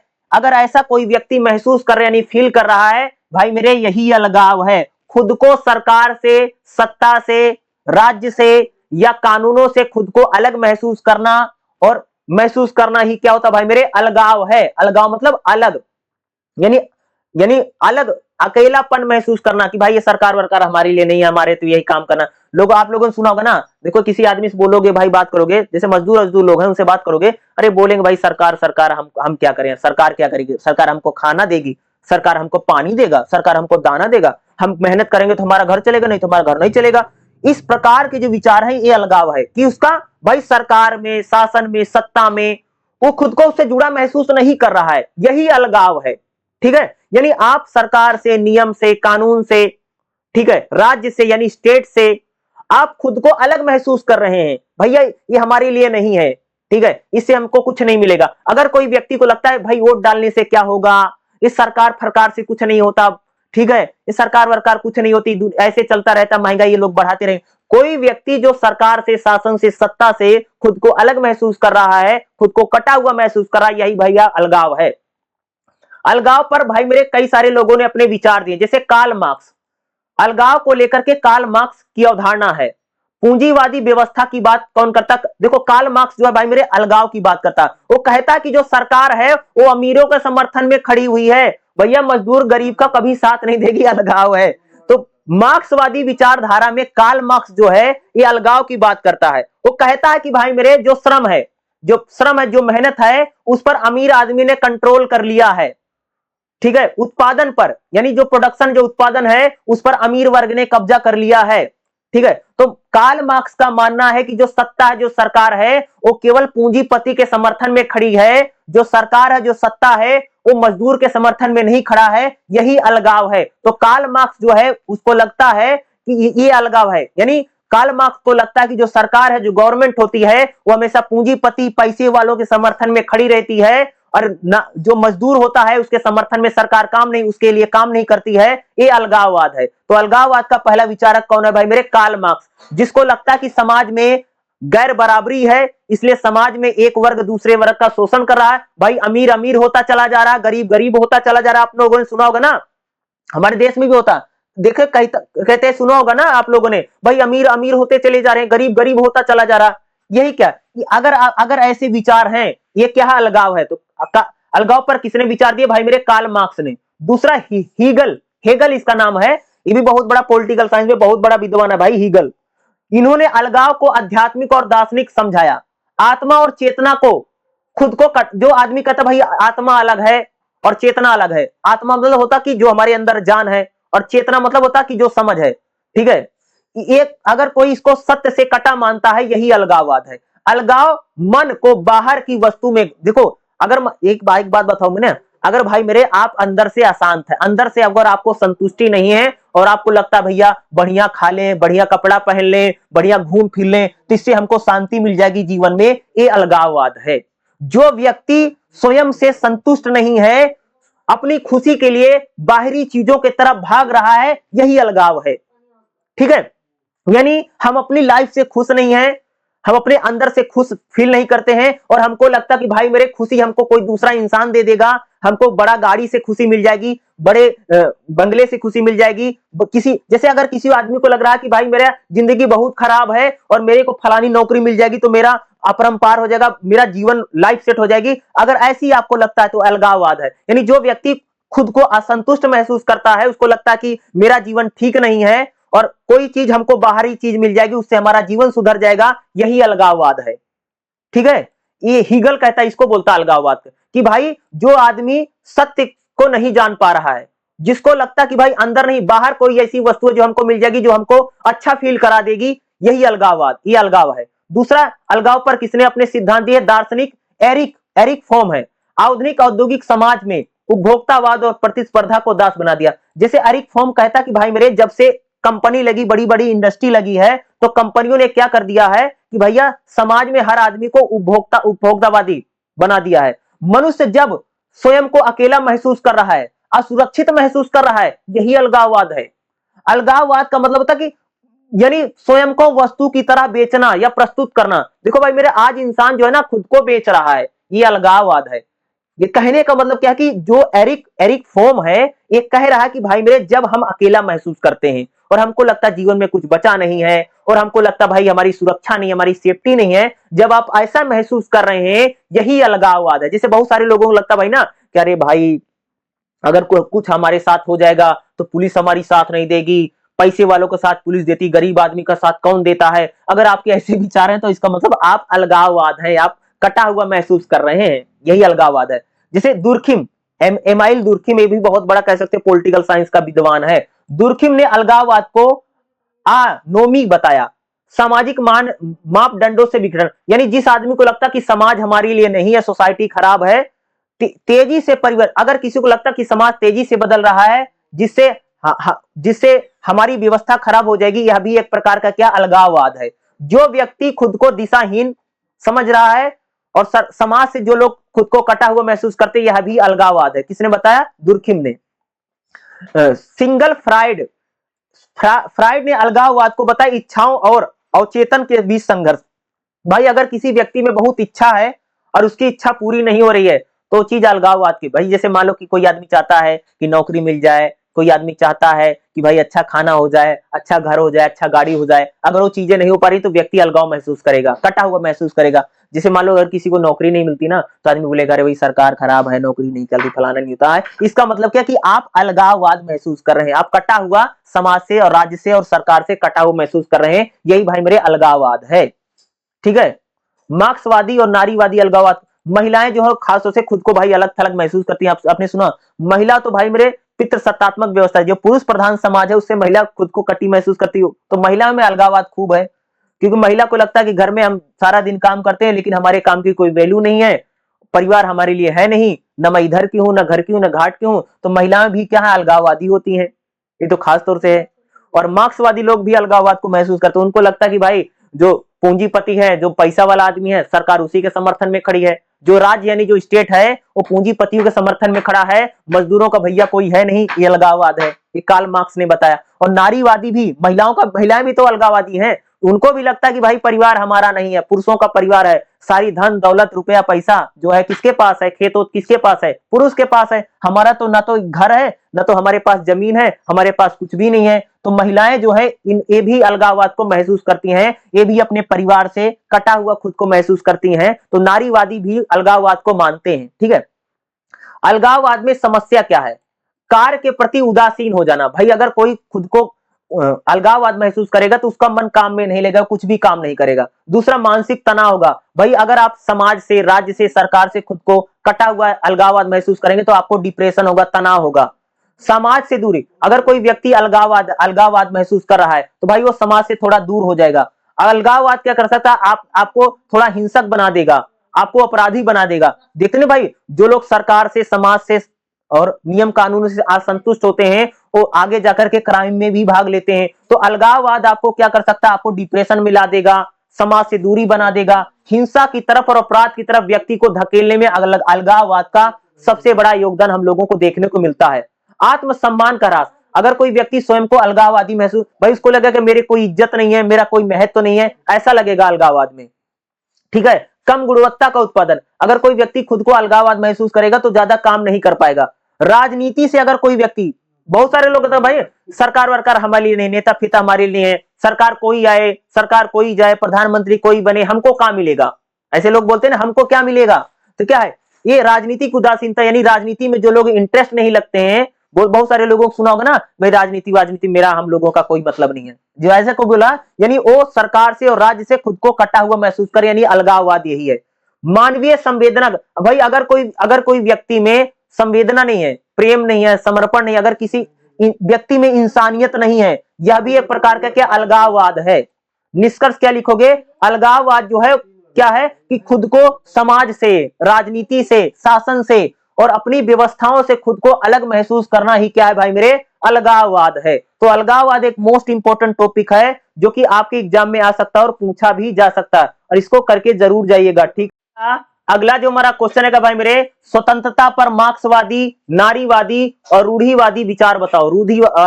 भाई स्वतंत्रता को लेकर के मार्क्सवादी अवधारणा क्या है, स्वतंत्रता को लेकर के नारीवादी अवधारणा क्या है, और स्वतंत्रता को लेकर के मार्क्सवादी, नारीवादी, रूढ़िवादी, ये कोई न कोई आपको जरूर मिलेगा। तो स्वतंत्रता पर मार्क्सवादी क्या बोलते हैं, देखिएगा। मार्क्सवाद स्वतंत्रता को केवल कानूनी अधिकार न मान करके आर्थिक सामाजिक शोषण से मुक्ति का रूप में देखता है। भाई मार्क्सवाद कहता है कि जो स्वतंत्रता है वो सिर्फ कानूनी नहीं है, बल्कि जो स्वतंत्रता है ना वो समाज में सामाजिक शोषण को रोकती है। जो स्वतंत्रता है वो आर्थिक समानता की बात करती है स्वतंत्रता। कार्ल मार्क्स कहता है कि पूंजीवादी व्यवस्था, यानी जो बड़ी बड़ी इंडस्ट्री लगती है, बड़ी बड़ी कंपनियां लगती है, इसे बोलते हैं भाई मेरे पूंजीवाद। तो पूंजीवाद जो है वो मजदूरों का आर्थिक रूप से मजदूरों को अपने कब्जे में रखता है। अतः वास्तविक स्वतंत्रता तभी है जब समाज में कोई वर्ग ना हो। कार्ल मार्क्स क्या कहते हैं भाई, जब तक समाज में एक अमीर वर्ग है, एक गरीब वर्ग है, तब तक शोषण होता रहेगा। भाई जब तक समाज में अमीर और गरीब दो वर्ग, दो क्लास बनी हुई है, तब तक स्वतंत्रता का कोई मतलब नहीं है, क्योंकि जो अमीर वर्ग है वो हर प्रकार से गरीब वर्ग का शोषण करता रहेगा। भैया मेरे, गरीब को कितनी भी आजादी दे दो, मजदूर को कितनी भी आजादी दे दो, लेकिन वह अपनी आजादी का यूज नहीं कर पाएगा। कार्ल मार्क्स और मार्क्सवादियों का कहना है जब तक समाज में पूंजीपति वर्ग रहेगा और किसान और मजदूर वर्ग रहेगा तब तक स्वतंत्रता नहीं है, यानी वर्ग को, क्लास को हटाना पड़ेगा। समाज दो वर्गों में बट गया है, इसलिए स्वतंत्रता कह सकते हैं समाज में संभव नहीं है। ये कौन कहता है? कार्ल मार्क्स कहता है, मार्क्सवादी विचारधारा। देखो, मार्क्सवादी लोगों का मानना कि राजनीति सिर्फ स्वतंत्रता प्राप्त नहीं है, कि देखो कार्ल मार्क्स और मार्क्सवादी लोग कहते हैं कि केवल मतदान कर देना, अधिकार दे देना, ये स्वतंत्रता नहीं है, बल्कि जब तक आर्थिक शोषण खत्म ना हो। भाई मेरे, आपने वोट डालने का राइट तो दे दिया, आपने अधिकार तो दे दिए भाई, लेकिन अगर आप देखोगे समाज में भाई आर्थिक रूप से आदमी का शोषण दमन हो रहा है ना, तो यही करें भाई, स्वतंत्रता नहीं है। स्वतंत्रता तभी है जब आर्थिक दमन और शोषण खत्म हो जाए ना। भाई समाज में जब तक एक अमीर वर्ग है, गरीब वर्ग है, तो भैया उस स्वतंत्रता का कोई मतलब नहीं है। कौन कहता? कार्ल मार्क्स, मार्क्सवादी लोगों ने कहा। दूसरा वर्ग संघर्ष की बात करते हैं, जिसको मार्क्सवादी विचार का माना कि जब तक समाज में पूंजीपति वर्ग रहेगा तब तक भाई मेरे मजदूर उन पर निर्भर रहेगा, मजदूर कभी स्वतंत्र नहीं हो पाएगा। इसलिए ये वर्ग संघर्ष जब तक खत्म नहीं होगा, मजदूर और पूंजीपति जब तक समाज में बने रहेंगे तब तक भाई मेरे स्वतंत्रता का कोई मतलब नहीं। स्वतंत्रता मात्र एक प्रकार का मुखौटा है, फर्जी बातें हैं। ये कौन कहता है? ये कार्ल मार्क्स कह रहे हैं। कार्ल मार्क्स का जो विचारों कहता है कि भाई मेरे आप देखो, स्टेट जो है, स्टेट एक प्रकार का रबर स्टैंप बन गया है। वो भाई मेरे पैसे वाले के समर्थन में खड़ा है, वो जो रुपए वाले पैसे वाले अमीर वर्ग के समर्थन में कौन खड़ा? राज्य खड़ा है। और जब तक भाई मेरे समाज में दो वर्ग है, एक अमीर वर्ग है और दूसरा मजदूर गरीब वर्ग है, तो जब तक समाज में वर्ग है, दोनों में संघर्ष है ना, जब तक वर्ग रहेगा तब तक भाई संघर्ष चलता रहेगा। स्वतंत्रता का कोई मतलब नहीं। आर्थिक समानता ही वास्तविक स्वतंत्रता है। कार्ल मार्क्स का मानना है कि आर्थिक आधार पर स्वतंत्रता हो, ये तो कोई स्वतंत्रता बनी नहीं भाई। एक आदमी के पास इतना पैसा है, खूब पैसा लुटाया जा रहा, खूब बड़ी महंगी महंगी शादी ब्याह कर रहा, और एक आदमी के पास भाई मेरे खाने को पैसे नहीं है। तो जब तक समाज में आर्थिक आधार पर, यानी आर्थिक समानता जरूरी है, जब तक समाज में आर्थिक समानता नहीं है, एक आदमी के पास करोड़ों की संपत्ति है, दूसरे आदमी भाई मेरे दिन का 50 रुपया भी नहीं कमा पा रहा, तो ऐसे समाज में स्वतंत्रता कभी टिकेगी नहीं। अमीर आदमी पैसे से सारी जरूरतें पूरी कर लेगा, गरीब आदमी फिर भी बेचारा उस स्वतंत्रता का कोई यूज नहीं कर पाएगा। यानी कार्ल मार्क्स का मानना और मार्क्सवाद का मानना भाई मेरे आर्थिक समानता लाओ तभी स्वतंत्रता पॉसिबल है, नहीं तो इस स्वतंत्रता का कोई मतलब नहीं है। ये एक प्रकार से मुखौटा है। राज्य एक प्रकार से गरीबों का शोषण करता रहेगा, अमीर आदमी भाई मेरे गरीब का शोषण, मजदूर का शोषण, किसान का शोषण चलता रहेगा। इस स्वतंत्रता का कोई मतलब नहीं है जब तक समाज में आर्थिक समानता नहीं है। अगला देखिएगा, सकारात्मक स्वतंत्रता के पक्षधर हैं, यानी कह सकते हैं इन लोगों ने कहा, देखो जो मार्क्सवाद है वो सकारात्मक स्वतंत्रता की बात करता है। राज्य व्यक्ति पर मूलभूत जरूरतें पूरी करे तभी स्वतंत्रता संभव है। देखो मार्क्सवाद का मानना है कि भाई राज्य जो है वो गरीब नागरिक जो है, गरीब है, मजदूर है, किसान है, उनकी जरूरतें पूरा करे तभी स्वतंत्रता संभव है। ठीक है, ये स्वतंत्रता, यानी मार्क्सवादी जो लोग हैं वो कहते हैं कि स्वतंत्रता संभव नहीं है समाज में जब तक समाज में अमीर और गरीब बना रहेगा। जब तक समाज में एक तरफ पूंजीपति है और दूसरा तरफ मजदूर वर्ग है, जब तक मजदूर वर्ग और कह सकते हैं कि एक तरफ मजदूर, भाई मजदूर का जिंदगी भर शोषण होता रहेगा, उसे स्वतंत्रता से कोई मतलब नहीं। एक देते नहीं हमारे देश में भाई मेरे, गरीब आदमी को कभी न्याय मिलता है जी बताइए? अमीर आदमी पैसा दे करके सुप्रीम कोर्ट रात में भी खुलवा ले रहा है, और गरीब आदमी के लिए कभी खुलेगा? जो गरीब आदमी है जो दिन का 50 रुपए कमा रहा होगा, तो कहने इस स्वतंत्रता का कोई मतलब नहीं है। तो मार्क्सवादी जो विचारधारा कहती है कि स्वतंत्रता मुखौटा है, रबर स्टैंप है, ये स्वतंत्रता जो राज्य दे ये सब फर्जी है। ठीक है, स्वतंत्रता तभी संभव है जब तक समाज में बराबरी हो, और आर्थिक बराबरी की बात करता है। ठीक है, ऐसा नहीं है कि एक आदमी के पास 1000 करोड़ की संपत्ति है, दूसरे के खाने के पास दाने नहीं है, तो ऐसी स्वतंत्रता का क्या करेगा कोई आदमी बताइए? ठीक है, अगला हम बात करेंगे नारीवादी लोग स्वतंत्रता को क्या मानते हैं। ठीक है, नारीवाद स्वतंत्रता को लैंगिक समानता की बात करता है। भाई नारीवाद जो ऐसे लोग हैं जो महिलाओं की बात करते हैं। नारीवादी लोगों का कहना था भैया जब तक समाज में लड़का लड़की के बीच में गैर बराबरी है तब तक स्वतंत्रता का कोई मतलब नहीं है, क्योंकि हमारा समाज तो पुरुष प्रधान समाज है ना। महिला हमेशा भाई मेरे पुरुष के कंट्रोल में है ना। जैसे कोई महिला है बचपन में कह सकते पिता पर निर्भर है, बड़ी हुई शादी हुई तो पति पर निर्भर थी, जब वृद्धावस्था में पहुंची तो पुत्र पर निर्भर हो गई। तो समाज में जब तक महिलाएं पुरुषों के नियंत्रण में है तब तक भाई मेरे स्वतंत्रता का कोई मतलब नहीं है। नारीवादी मानते कि महिलाओं पर सामाजिक, सांस्कृतिक, आर्थिक और पारिवारिक बंधन से मुक्ति ही स्वतंत्रता है। भाई महिलाओं को समाज में मुक्ति मिले, अर्थव्यवस्था में मुक्ति मिले, महिलाओं का सामाजिक बंधन कम होना ही क्या है? असली स्वतंत्रता है। जब तक हमारा समाज पुरुष प्रधान समाज रहेगा जहां पर महिलाएं पुरुषों के अंडर में ही रहेंगी तब तक उस स्वतंत्रता का कोई मतलब नहीं है। अरे भाई देखते नहीं हो, एक महिला है कह सकते हो छोटी बच्ची है तो अपने पिता पर निर्भर है 20, 22, 25 साल तक, जब तक शादी नहीं हुई। जब उसकी शादी हो जाती तो महिला किस पर निर्भर हो गई भाई? अपने पति पर हो जाती है। और जब महिला बूढ़ी हो जाती है तो वो अपने बेटों पर निर्भर रहती है। तो कहने का भाई महिला तो दूसरे पर निर्भर है ना, उसकी स्वतंत्रता कहां है?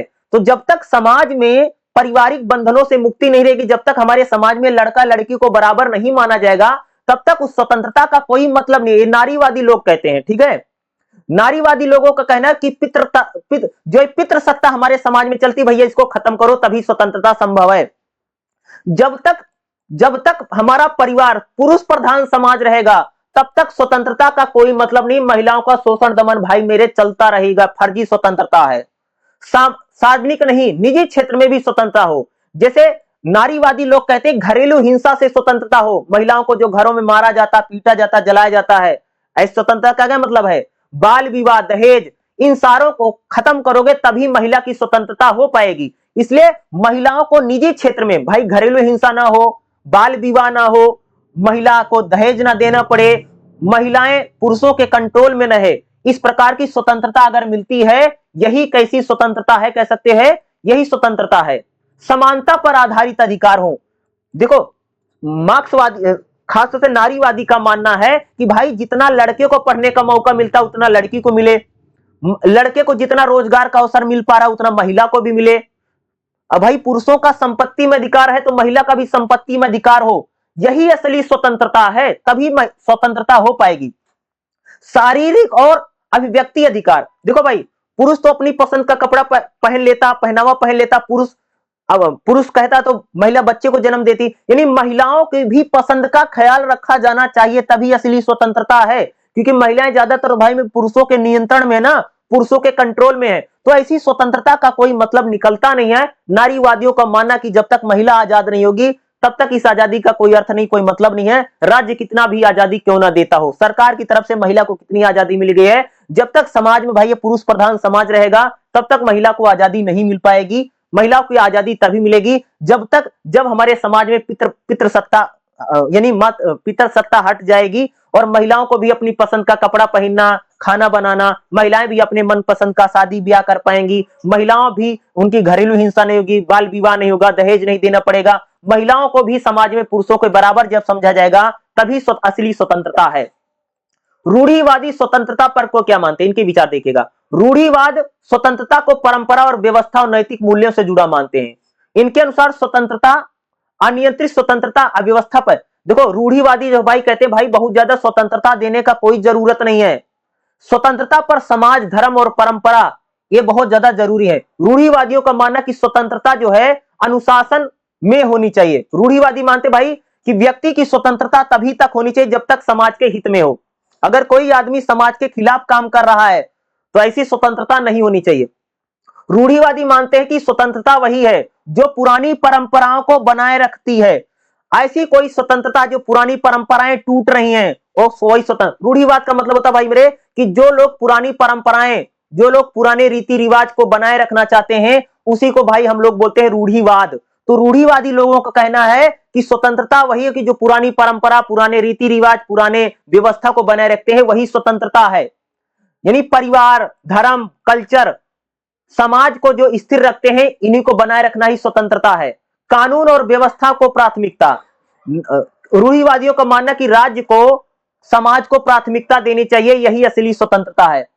सकारात्मक स्वतंत्रता से अधिक नकारात्मक स्वतंत्रता पर बल देते हैं। कह सकते हैं कि जो रूढ़िवादी है वो कहते हैं भाई मेरे बाहरी नियंत्रण से नहीं बल्कि अनुशासन और कर्तव्यों की स्वतंत्रता की बात। यानी रूढ़िवादी कह सकते हो कि वो कहते हैं कि भाई स्वतंत्रता होनी चाहिए लेकिन पुरानी परंपराएं, पुराने रीति रिवाजों को बचाने की स्वतंत्रता हो। स्वतंत्रता होनी भाई, अगर मान लो ऐसी स्वतंत्रता दे जिससे पुरानी परंपराएं, पुराने रीति रिवाज टूट रहे हैं तो स्वतंत्रता अच्छी नहीं। स्वतंत्रता वही है जिससे हमारा पुराना कल्चर, हमारा खान पान, पहनावा, हमारी पुरानी जो व्यवस्था है अगर वो बनी हुई है तब स्वतंत्रता ठीक है। अगर हमारी स्वतंत्रता से अगर मान लीजिए पुराने नियम कानून और धर्म भ्रष्ट हो रहे हैं या वो उस पर नहीं हो रहा तो भाई वो स्वतंत्रता नहीं है। यानी रूढ़िवादी का मानना है कि स्वतंत्रता को हमें पुरानी परंपराओं को बचाने के लिए काम करना चाहिए। अगर स्वतंत्रता पुरानी परंपराओं, पुराने रीति रिवाजों को तोड़ रही है तो स्वतंत्रता नहीं, वो खतरनाक समाज के लिए है। और स्वतंत्रता वही है जो समाज में पुरानी परंपराएं, पुराने रीति रिवाज को बनाए रखने में कामयाब है, यही स्वतंत्रता। तो भाई मेरे स्वतंत्रता पर मार्क्सवादी विचार, स्वतंत्रता पर दूसरा हम लोगों ने आपको बताया था कि दूसरे जो विचार बताए थे नारीवादी विचार मैंने आपको स्वतंत्रता पर बताए। तो ये सारे आपको एग्जाम में आएगा। देखो स्वतंत्रता पर रूढ़िवादी विचार, नारीवादी विचार, ये मोस्ट इंपॉर्टेंट है स्वतंत्रता को लेकर के। इस टाइप का क्वेश्चन आपको एग्जाम में देखने को मिलेगा ही मिलेगा। ये दूसरा चैप्टर था जो मैं आपको बता रहा था, इससे भी क्वेश्चन एग्जाम में आएगा ही आएगा। अगला जो हमारा क्वेश्चन है भाई मेरे, अधिकार और दायित्व क्या है, इनके बीच में संबंध बताए। अधिकार तो होता भाई मेरे राइट ना, तो सबको पता ना मीनिंग ऑफ राइट्स क्या है। देखो, अधिकार वह नैतिक और सामाजिक कानूनी दावे हैं जिन्हें समाज और राज्य के द्वारा व्यक्ति को मिलते हैं। अधिकार क्या है भाई, सरकार की तरफ से, राज्य की तरफ से जो आपको राइट मिलते हैं, यानी अधिकार कहते हैं, यानी एक प्रकार के दावे हैं, यानी व्यक्ति ये दावा करता कि मुझे ये मिलना चाहिए, यही तो अधिकार है। सरल शब्दों में अगर मैं अधिकार की बात करूं ना, अधिकार वह शक्ति है जो व्यक्ति को कुछ करने के लिए मिलनी जरूरी है। क्या है भाई मेरे, अधिकार एक ऐसी चीज है कि व्यक्ति अगर कुछ करना चाहता है तो व्यक्ति को अधिकार होगा ही होगा, अगर नहीं होगा तो व्यक्ति कुछ नहीं कर। अगर राज्य चाहता कि व्यक्ति का भला हो, व्यक्ति का कल्याण हो, इसके लिए अधिकार मिलते हैं ना। तो अधिकार व्यक्ति को कुछ भी करने की अनुमति देते, परमिशन देते हैं। अधिकार क्या करते हैं, अगर आप कुछ करना चाहते हैं, अगर आप कुछ को करना है तो आपको जो अधिकार मिलते हैं ना, जैसे भाई व्यक्ति को अपने विचार व्यक्त करने हैं, कुछ भी बोलना है तो भाई उसको कह सकते हो कि बोलने का अधिकार मिला हुआ है, अधिकार राइट होता ना। अगर आप देखोगे फंडामेंटल राइट में तो अधिकार दिए गए ना, स्वतंत्रता का अधिकार, समानता का अधिकार। तो भाई अधिकार क्या होते हैं कि आपको कुछ भी काम करने के लिए अधिकार मिलने बहुत ज्यादा जरूरी है। अधिकार की विशेषता क्या है, अधिकार राज्य और समाज के द्वारा मिलते हैं। भाई अधिकार हमको कौन देता, सरकार देती, राज्य देता, स्टेट देता, और हमारा समाज हमको अधिकार देता है। मानव की स्वतंत्रता के लिए बहुत जरूरी है अधिकार। भाई अगर मानव स्वतंत्र रहे, और इसके लिए अधिकार बहुत जरूरी है। न्याय और समानता के लिए भी, भाई समाज में न्याय रहे और समानता रहे, इसके लिए अधिकार बहुत जरूरी है। समाज की भलाई के लिए, भाई समाज की भलाई के लिए, समाज के कल्याण के लिए, समाज के विकास के लिए भी कह सकते हैं कि जो अधिकार है वो बहुत ज्यादा इंपॉर्टेंट है। अधिकारों का उपयोग, हर कोई व्यक्ति, अधिकार के साथ साथ नियम कानूनों का भी होना बहुत ज्यादा जरूरी है। अधिकार ऐसे ना हो कि व्यक्ति जो है आउट ऑफ कंट्रोल हो जाए, ठीक है, काबू में न रहे, इसके लिए नियम कानूनों का भी होना क्या है, बहुत ज्यादा जरूरी है। अधिकार। दायित्व क्या है, दायित्व का मतलब यानी ड्यूटी। एक बात बताऊं भाई, संविधान में हम लोगों को 6 मौलिक अधिकार मिला, लेकिन उसके साथ साथ अगर आप देखोगे तो हम लोगों के मौलिक कर्तव्य यानी ड्यूटी, ठीक है। दायित्व क्या है, दायित्व का मतलब भाई जिम्मेदारी। जब सरकार या राज्य नागरिकों को अधिकार देता है, उसके साथ साथ उनका दायित्व भी बताता है, उनकी ड्यूटी भी बताता है। दायित्व क्या है, दायित्व कर्तव्य होते हैं जिन्हें जिन्हें जिन्हें व्यक्ति को समान और राष्ट्र के लिए निभाना जरूरी है। ये नैतिक और कानून रूप से लागू होते हैं। दायित्व क्या है, दायित्व एक प्रकार का कर्तव्य है, जिम्मेदारी है। भाई जब सरकार नागरिकों को कह सकते अधिकार देती तो उसके साथ साथ उसको उसकी कुछ जिम्मेदारियां भी बन जाती, इसी को बोलते भाई दायित्व, यानी दायित्व भी मिलता ना। दायित्व क्या है, समाज और देश की भलाई के लिए भाई मेरे आपका दायित्व है। देखो एक बात आओ भाई मेरे, हम लोगों को हमारे देश में स्वतंत्रता का अधिकार है, समानता का अधिकार है, शोषण के विरुद्ध अधिकार है, घूमने फिरने का अधिकार है, शिक्षा का अधिकार है, लेकिन उसके साथ साथ हमारी जिम्मेदारी भी है ना कि भाई हमें अपने तिरंगे झंडे का सम्मान करना है, हमारे क्रांतिकारियों का सम्मान करना है, ठीक है, और हमारी जो सरकारी संपत्तियां हैं उसकी सुरक्षा करनी है। यही तो दायित्व होता है, ठीक है। भाई दायित्व क्या है, कानून का पालन करना। एक बात बताओ, आप भारत में रहते हैं तो आपको बहुत सारे अधिकार मिले, लेकिन आपका यह आपका कर्तव्य यानी दायित्व है कि आप सरकार के नियम कानूनों को माने, दूसरों के अधिकारों का सम्मान करें, व्यक्तिगत स्वार्थ नहीं बल्कि सभी के कल्याण के लिए बात करें। यही क्या होते हैं भाई मेरे, दावे होते हैं, ड्यूटी होते हैं, ठीक है। अधिकार और दावों के बीच में बहुत ज्यादा संबंध है। अधिकार और दायित्व एक सिक्के के दो पहलू हैं। जैसे भाई एक सिक्का होता है तो हेड और टेल होता है, उसी प्रकार से अधिकार और जो दायित्व है, दावे होते हैं, वो एक सिक्के के दो पहलू हैं। अधिकार तभी सार्थक है, अधिकार तभी सार्थक है यानी जरूरी है जब तक उसमें दायित्व भी जरूरी है। दोनों चीजें जरूरी है भाई मेरे। जैसे अधिकार दायित्व पर निर्भर करता है। देखो यदि हम दूसरों को अधिकार देते हैं तो हमें यह भी होता कि दूसरा व्यक्ति सम्मान करे, समझ गए, ये बहुत जरूरी है। अधिकार से आपकी जिम्मेदारी बढ़ती है। जैसे भाई मेरे, आपको मैंने बहुत सारे अधिकार दे दिए तो आपकी जिम्मेदारी भी बढ़ जाती है, आपका दायित्व भी बढ़ जाता है। तो अधिकार हमारे दायित्व को बढ़ा देते हैं। दायित्व अधिकारों की रक्षा करते हैं।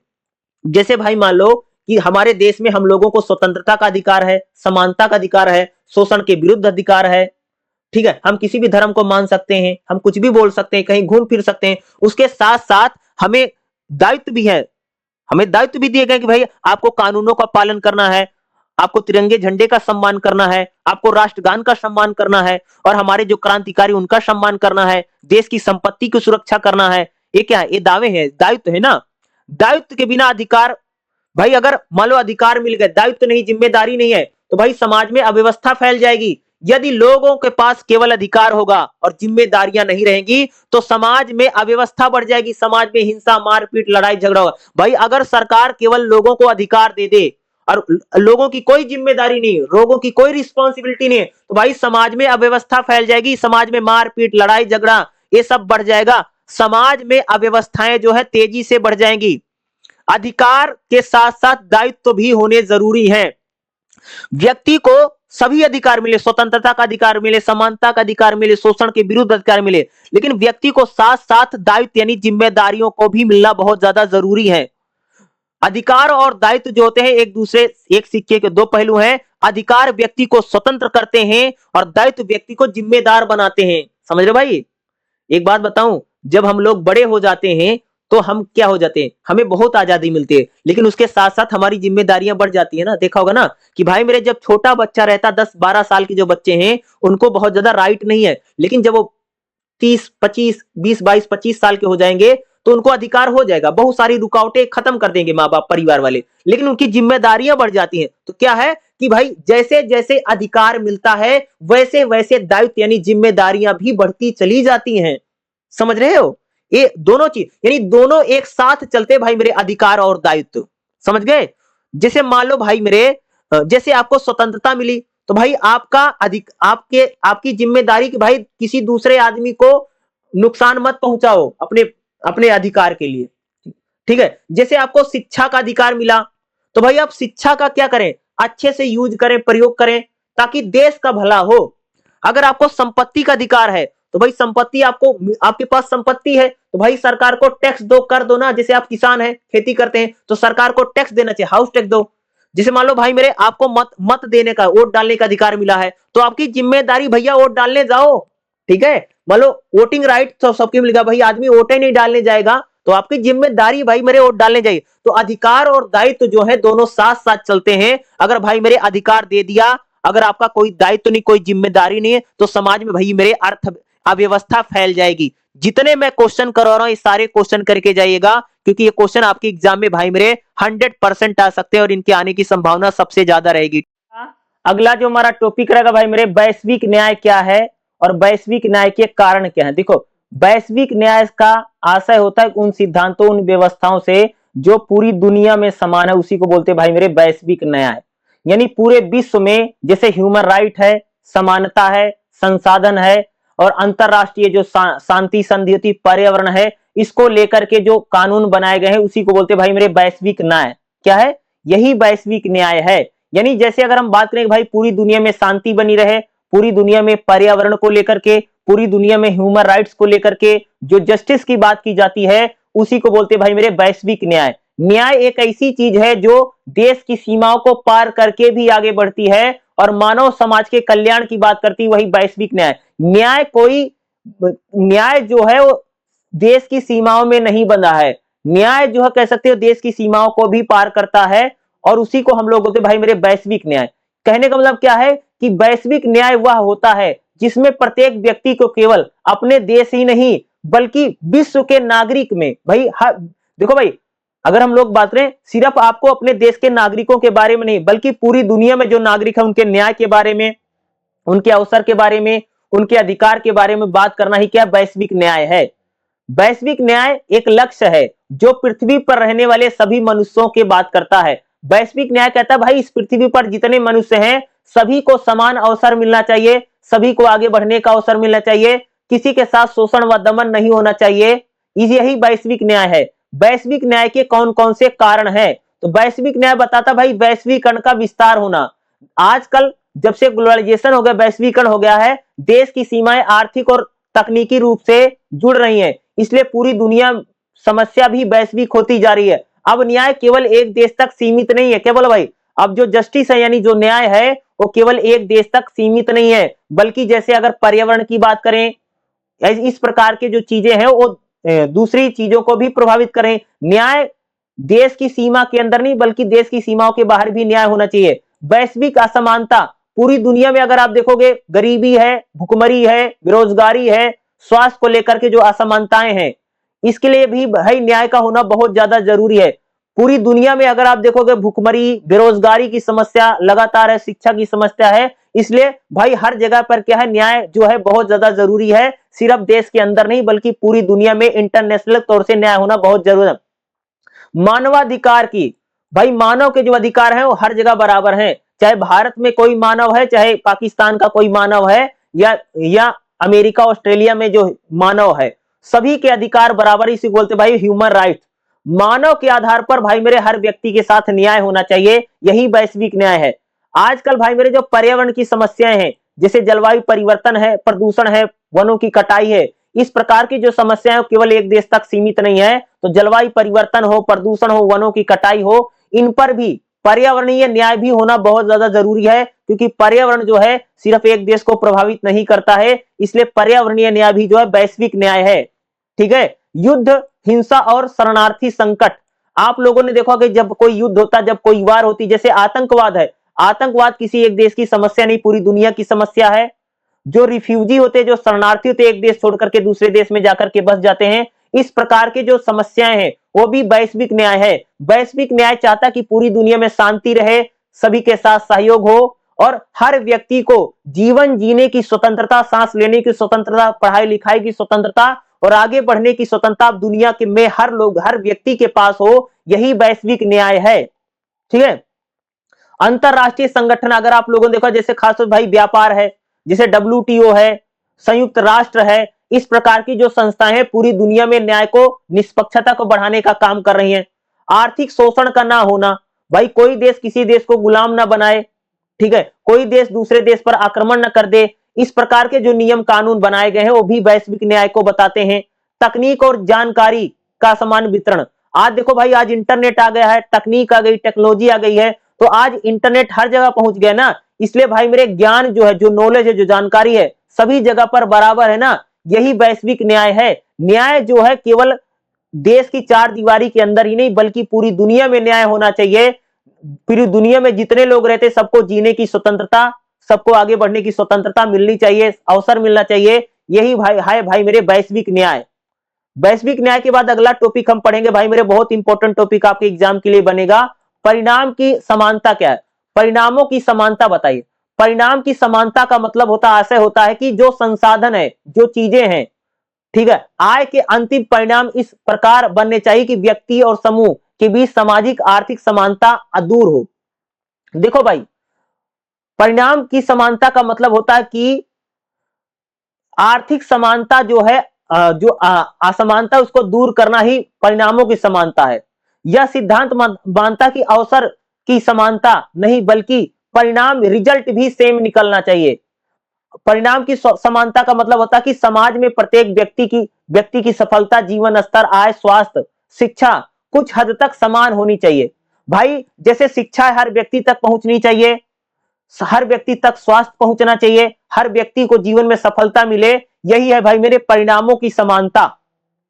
सरल शब्दों में अगर बोलूं तो परिणाम की समानता का मतलब होता है कि का लक्ष्य है केवल समान अवसर देना नहीं बल्कि रिजल्ट और परिणाम भी समान निकले, ये है भाई परिणामों की समानता। परिणामों की समानता की खासियत यानी विशेषता क्या है, तो उपलब्धि की ओर जोर देना। परिणामों की समानता बताता कि हमें उपलब्धियां क्या है, परिणाम क्या निकला, रिजल्ट क्या आया, इस पर हमें ध्यान देना चाहिए। परिणामों की समानता धन संपत्ति की बात करता है। परिणामों की समानता बताता भाई सबके पास पैसा बराबर होना चाहिए, ठीक है, सभी के लिए सरकार को कल्याणकारी योजना चलानी चाहिए, अमीर और गरीब के बीच में अंतर को कैसे कम किया जाए, यही परिणामों की समानता है। भाई मेरे अमीर और गरीब के बीच में जो दूरी लगातार बनती चली जा रही है, इसको कम करने का काम करना ही क्या है, परिणामों की समानता है। सामाजिक न्याय को बढ़ावा देना क्या है, असमानता को कम करना। भाई पूरी दुनिया में जो गैर बराबरी है, अमीर गरीब के जो खाई, उसको कम करना ही क्या है, परिणामों की समानता है। कल्याणकारी राज्य की अवधारणा, भाई जो सरकार है वो लोगों की शिक्षा के लिए, स्वास्थ्य के लिए, रोजगार के लिए काम करे, ये भी परिणामों की समानता है। असमानता को कम करना, पूरी दुनिया में जो असमानता है, अमीरी गरीबी है, उसको कम करना, बराबरी पर लाना ही क्या है? परिणामों की समानता है। परिणामों की समानता होना भाई मेरे बहुत ज्यादा जरूरी है, ताकि सभी को समान अवसर मिले और हर व्यक्ति एक अच्छा जीवन जी सके, हर व्यक्ति गरीबी से निकल सके, हर व्यक्ति जातिवाद के शोषण से निकल सके, हर व्यक्ति जीवन में सफलता को प्राप्त कर सके। इसलिए परिणामों की समानता होना क्या है भाई मेरे? बहुत ज्यादा जरूरी, बहुत ज्यादा आवश्यक है। परिणामों की समानता क्या है? गरीबी हटाने के लिए भाई मेरे आरक्षण जो मिलता है, आप लोगों ने देखा होगा ना कि भाई जैसे आरक्षण मिलना, स्कॉलरशिप मिलना, सरकार की योजनाएं गरीबों के लिए जाती हैं, ये परिणामों की समानता है। ठीक है, जैसे अधिक आय पर, जैसे देखा होगा आप लोगों ने ना भाई, जिसकी ज्यादा कमाई होती है सरकार उससे ज्यादा टैक्स लेती है, ये परिणामों की समानता है। सरकार जो लोगों को मुफ्त शिक्षा देती है, ठीक है, शिक्षा देती है, स्वास्थ्य देती है, परिणामों की समानता के लिए। जिसे मनरेगा, पेंशन, मजदूरी समान मिलना, ये परिणामों की समानता को बताता है। तो भाई परिणामों की जो समानता बहुत ही ज्यादा मोस्ट इंपोर्टेंट टॉपिक है और आपको एग्जाम में देखने को मिल सकता है। परिणामों की समानता एक ऐसी विचारधारा जो बताती कि समाज में अंतिम रिजल्ट, अंतिम परिणाम यही है कि भाई लोगों का जो जीवन स्तर है समान हो, सभी लोगों को आगे बढ़ने का अवसर मिले, बल्कि सभी लोग जो हैं एक समान जीवन जी सके, बराबरी का जीवन जी सके। यही है भाई मेरे परिणामों की समानता।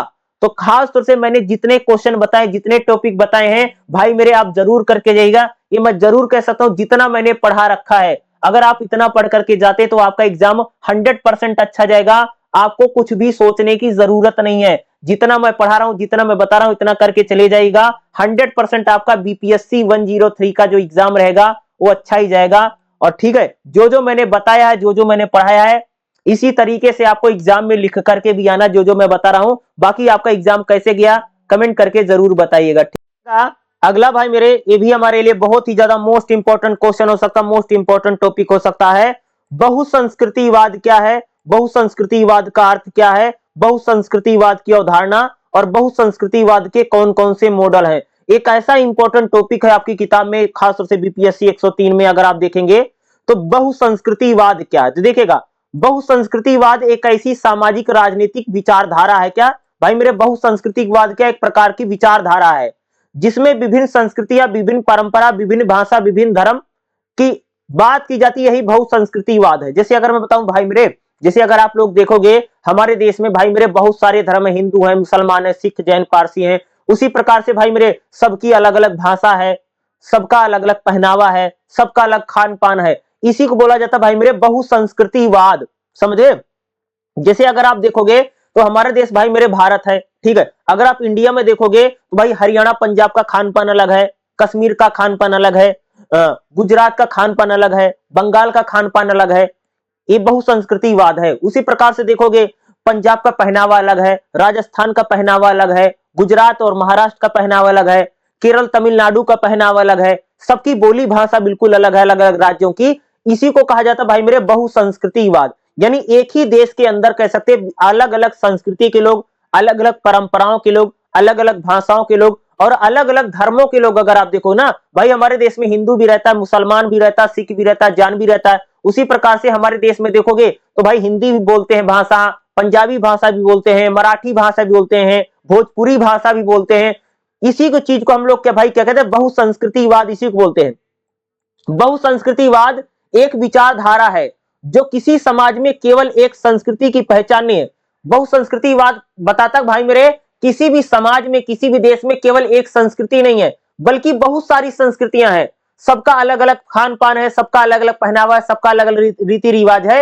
यही बहुसंस्कृतिवाद है। बल्कि अनेक संस्कृतियां साथ साथ रहती हैं भाई। जिस देश में अलग अलग कल्चर के लोग एक साथ मिलकर के रहे, अलग अलग संस्कृतियों के लोग, संस्कृति मतलब समझते हो कदा भाई मेरे? संस्कृति का मतलब पहनावा, रीति रिवाज, पूजा पद्धति, भाषा, खान पान, म्यूजिक, संगीत, यही सब ये सारी चीजें संस्कृति में आती हैं। तो भाई मेरे जब अगर आप देखोगे हमारा देश भाई भारत है, भारत में देखोगे भाई सबका अलग अलग कल्चर है ना। हरियाणा पंजाब का अलग कल्चर है, पहनावा है, रीति रिवाज, पूजा पद्धति बिल्कुल अलग है। उसी प्रकार से साउथ में चलोगे तो वहां पर इसी को हम लोग क्या कहते हैं? बहुसंस्कृतिवाद यही है। बहुसंस्कृतिवाद का अर्थ क्या है? बहुसंस्कृतिवाद एक विचार है जो बताता है कि किसी भी देश में अलग अलग मान्यता, अलग अलग विचारों के लोग रहते हैं। बहुसंस्कृतिवाद बताता है कि समाज में जो है बहुत प्रकार की भिन्नता है, समाज में सभी एक जैसे नहीं है, बल्कि समाज में अलग अलग बोली भाषा के लोग, अलग अलग धर्मों के लोग, अलग अलग जातियों के लोग, सभी प्रकार के लोग एक समाज में रह रहे हैं, वही बहुसंस्कृतिवाद है। यह संस्कृति के आधार पर किसी समुदाय के साथ भेदभाव नहीं करता। बहुसंस्कृतिवाद बताता है कि भाई मेरे, हमें किसी के साथ भी भेदभाव नहीं करना, यानी हिंदू है तो मुसलमान के साथ भेदभाव ना करे, मुसलमान है तो हिंदू के साथ भेदभाव ना करे। ठीक है भाई, आपकी हो सकता है बोली अलग, जैसे मराठी अगर कोई भाषा बोलता है तो हिंदी भाषा बोलने वालों का के साथ भेदभाव ना करे। यही बहुसंस्कृतिवाद हमें सिखाता है। बहुसंस्कृतिवाद हमें सिखाता है कि भाई हमें अपनी संस्कृति, अपने कल्चर का तो सम्मान करना है, और सामने वाली की जो संस्कृति कल्चर उसका भी सम्मान करना है। बहुसंस्कृतिवाद बताता कि किसी देश में अलग अलग बोली भाषा धर्म जाति, ठीक है, अलग अलग पूजा पद्धति करने वाले लोग रहते, वही है भाई मेरे बहुसंस्कृतिवाद। बहुसंस्कृतिवाद की अवधारणा क्या है? तो बहुसंस्कृतिवाद बताता भाई विविधता बहुत ज्यादा है, हर कोई व्यक्ति एक जैसा नहीं बल्कि अलग अलग सबका कल्चर है। बहुसंस्कृतिवाद सबको समान अवसर देता है। बहुसंस्कृतिवाद कहता है कि सबकी बोली भाषा रंग रूप धर्म जाति सब अलग है, फिर भी सभी लोगों को बराबर शिक्षा मिलनी चाहिए, रोजगार मिलना चाहिए, सबके साथ राजनीतिक अवसर सबको मिलना चाहिए। बहुसंस्कृतिवाद बताता है कि भाई मेरे, हमें दूसरे धर्मों का भी सम्मान करना चाहिए। बहुसंस्कृतिवाद बताता है हमें दूसरी भाषा का सम्मान करना चाहिए। जो लोग दूसरे रीति रिवाज मनाते हैं, जो लोग दूसरे प्रकार से पूजा करते हैं, उन लोगों का भी सम्मान करिए, उन लोगों के साथ भी शांति से रहना है। यही बहुसंस्कृतिवाद है। बहुसंस्कृतिवाद बताता है कि दूसरे कल्चर के लोग, दूसरे धर्म के लोगों का, दूसरी जाति के लोगों का भी आपको क्या करना है, उनको बचाना है, उनको समर्थन करना है। बहुसंस्कृतिवाद लोकतंत्र में बहुत ज्यादा जरूरी है। भाई मेरे, अगर आप देखो हमारे देश में स्वतंत्रता है, समानता है, न्याय अधिकार है, तभी तो भाई हमारे देश में अलग अलग धर्मों के लोग रहते हैं और अपने धर्म को मानते हैं। यही तो बहुसंस्कृतिवाद है। बहुसंस्कृतिवाद बताता कि संस्कृतियों कल्चर जो है एक नहीं होता, बल्कि संस्कृति में अलग अलग प्रकार के लोग रहते हैं। जैसे अगर आप देखो भाई ना, हमारे देश में हिंदू भी रहता है, मुसलमान भी रहता है। भाई हिंदुओं की अलग खान पान है, पहनावा वाला है, मुसलमान का अलग खान पान पहनावा है। ठीक है, सिख जो है, सिख धर्म के लोग जो पंजाबी होते हैं, उनका खान पान पहनावा अलग है। उसी प्रकार से जैन धर्म के लोग होते हैं, बौद्ध धर्म के लोग होते हैं, भाई सबका खान पान पहनावा बिल्कुल अलग है। यही तो बहुसंस्कृतिवाद है। बहुसंस्कृतिवाद बताता है कि सबको अलग अलग कल्चर का होने के साथ भी हम सबको मिलजुल करके रहना, एक साथ रहना है, समझ गए। बहुसंस्कृतिवाद के कौन कौन से मॉडल हैं? तो बहुसंस्कृतिवाद का पहला भाई मेरे बहुलतावादी मॉडल। बहुलतावादी मॉडल बताता है कि प्रत्येक संस्कृति में सब लोग अलग अलग तरीके के रहते हैं, सबका खान पान पहनावा अलग अलग होगा। ये क्या बहुलतावादी मॉडल है। बहुसंस्कृतिवाद बताता कि समावेशन, यानी सबके साथ समान व्यवहार करिए। बहुसंस्कृतिवाद बताता कि अलग अलग समाज के लोग रहते हैं लेकिन सभी लोग मिलजुल करके रहते हैं, किसी के साथ भी भेदभाव मत करिए, बहुसंस्कृतिवाद बताता है। बहुसंस्कृतिवाद बताता समन्वय, मिलजुल करके रहना चाहिए। बहुसंस्कृतिवाद कहता है कि भाई हो सकता कि सबका खान पान अलग हो, पहनावा अलग हो, तो सबको भी मिलजुल करके रहना। बहुसंस्कृतिवाद बताता बहुराष्ट्रीय मॉडल। बहुसंस्कृतिवाद कहता है कि अलग अलग देशों में अलग अलग मान्यता विचार हो सकते हैं लेकिन सबके साथ एक समान रहना। बहुसंस्कृतिवाद जो है एक संस्कृति का दूसरे संस्कृति के साथ आदान प्रदान करने में बढ़ावा देता है। भाई भारत की जो संस्कृति है यूरोप के लोग माने, यूरोप की संस्कृति को भारत के लोग माने, तो बहुसंस्कृतिवाद हमें दूसरे कल्चर को, दूसरे संस्कृतियों को भी मानने की बात कहता है। यही बहुसंस्कृतिवाद है। तो बहुसंस्कृतिवाद बहुत ही ज्यादा मोस्ट इंपॉर्टेंट टॉपिक है और कह सकता हूं कि आपको एग्जाम में भाई मेरे बहुसंस्कृतिवाद मिलेगा ही मिलेगा, इसलिए इसको जरूर करके जाना है। मोस्ट इंपॉर्टेंट टॉपिक है, एग्जाम में आएगा ही आएगा। अगला जो हमारा क्वेश्चन है भाई मेरे बहुत ही ज्यादा मोस्ट इंपॉर्टेंट क्वेश्चन है, कानून का अर्थ बताओ, कानून की विशेषता बताओ और सविनय अवज्ञा। इस टाइप का क्वेश्चन आपको एग्जाम में आएगा, कानून को लेकर के या सविनय अवज्ञा को लेकर के एग्जाम में आपको क्वेश्चन मिलेगा। तो देखिएगा, पहले हम लोग बात करेंगे भाई कानून क्या है। कानून वह नियम होता है या निर्देश होता है जिसके द्वारा किसी भी राज्य को चलाया जाता है या किसी व्यवस्था को बनाया जाता है। भाई कानून क्या होता है? कानून एक प्रकार के नियम होता है, निर्देश होता है, गाइडलाइंस होती है, जिसके जरिए राज्य का संचालन होता है, जिसके जरिए व्यवस्था को बनाए रखा जाता है, उसी को कानून बोलते हैं। कानून क्या करता है भाई? कानून अपराध रोकने का काम करते हैं, किसी के साथ भाई अपराध ना हो, किसी के साथ अन्याय ना हो, इसके लिए कानून बनाए जाते हैं। कानून क्या करते हैं? कानून का काम है न्याय करना, नागरिकों के आचरण को कंट्रोल करने का काम कौन करता? भाई कानून करता है। कानून मानव के व्यवहार को कंट्रोल करते हैं और व्यक्ति को बताते कि भाई हम लोगों को कानून का पालन करना चाहिए। तो कानून क्या है? कानून एक प्रकार के नियम कानून होते हैं जो सरकार के द्वारा या देश के द्वारा बनाए जाते हैं। कानून क्या करते हैं कि व्यवस्था को बनाए रखते हैं। भाई एक सिस्टम बना रहे, एक व्यवस्था बनी रहे, इसके लिए कानून बनाए जाते हैं। कानूनों का काम है अपराध को रोकना, लोगों को न्याय करना, सभी लोगों पर, नागरिकों पर कंट्रोल करने यानी नियंत्रण करना किसका काम है? न्याय, कानून का काम है। कानून मानव के व्यवहार को नियमित करते भाई कानून होते। कानून की विशेषता क्या? भाई कानून जो है सरकार यानी राज्य द्वारा बनाए जाते। अब भाई कोई भी देश होगा ना, हर देश भाई अपने नागरिकों के लिए नियम कानून बनाता है। कानून का जो लोग कानून को नहीं मानेंगे उनको भाई पनिशमेंट दी जाएगी, उनको दंडित किया जाता है, उनको सजा दी जाती है। देखो ना भाई, कोई भी कानून अगर राज्य ने बना रखा है, क्या बोला मैंने? अगर कोई भी कानून राज्य यानी सरकार के द्वारा बनाया गया है, अगर कोई व्यक्ति कानूनों को नहीं मान रहा है तो उसका सिंपल सा भाई रहेगा कि उसको सजा दी जाएगी। कानून क्या करते? कानून समाज में शांति, न्याय और अनुशासन को बनाए रखने के लिए बहुत ज्यादा जरूरी है। भाई हमारे समाज में शांति रहे, सबको न्याय मिले, सभी लोग कानूनों का पालन करें, इसलिए कानून क्या है जो बनाए जाते हैं और हमारे लिए क्या है? ये बहुत ज्यादा जरूरी है, बहुत ज्यादा कह सकते हो भाई मेरे इंपॉर्टेंट है अगर हम कानूनों की बात करें। अगला हम बात करें भाई सविनय अवज्ञा क्या है? ये बहुत बार एग्जाम में पूछा गया, आ भी चुका है। सविनय अवज्ञा क्या होती है? सविनय अवज्ञा एक इंपॉर्टेंट टॉपिक है कह सकता हूं, जो एग्जाम में जिसकी पूछे जाने की संभावना ज्यादा रहेगी। देखिएगा, सविनय अवज्ञा एक प्रकार का राजनीतिक सामाजिक आंदोलन है। क्या है? सविनय अवज्ञा एक प्रकार का कह सकते हैं कि सामाजिक राजनीतिक आंदोलन है जिसमें अन्याय या दमनकारी कानून का अहिंसात्मक तरीके से खुले तौर पर समर्थन होता है, उल्लंघन किया जाता है। यही है सविनय अवज्ञा।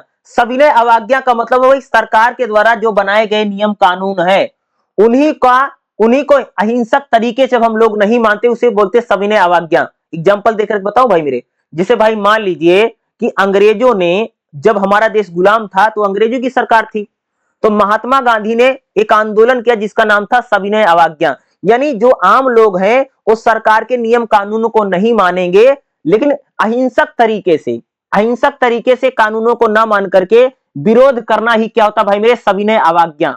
जैसे एग्जांपल बता ना भाई, जब हमारा देश गुलाम था अंग्रेजों का, तो भाई अंग्रेज देश को आजाद नहीं कर रहे थे, तो महात्मा गांधी ने कहा था कि आप लोगों को अंग्रेजों के जो नियम कानून है उसको नहीं मानना है, आपको एक प्रकार से विरोध करना शांतिपूर्ण तरीके से। जब हम शांतिपूर्ण तरीके से कानूनों और नियमों को नहीं मानते हैं, इन्हीं को बोला जाता भाई मेरे सविनय अवज्ञा। इसका उद्देश्य होता है कि किसी कानून का विरोध करना या सरकार का विरोध करना ही क्या है? सविनय अवज्ञा है। जब नागरिक सरकार का विरोध करने के लिए शांतिपूर्ण तरीके से नियमों को नहीं मानता है, यही होती भाई मेरे सविनय अवज्ञा। सविनय अवज्ञा में हिंसा का सहारा नहीं लिया जाता है। ठीक है, महात्मा गांधी ने कह सकते स्वतंत्रता आंदोलन में सविनय अवज्ञा को हथियार के रूप में अपनाया था। गांधी का मानना था कि हमें अंग्रेजों के जो काले कानून है उनका विरोध करना हमारे लिए बहुत ज्यादा जरूरी है।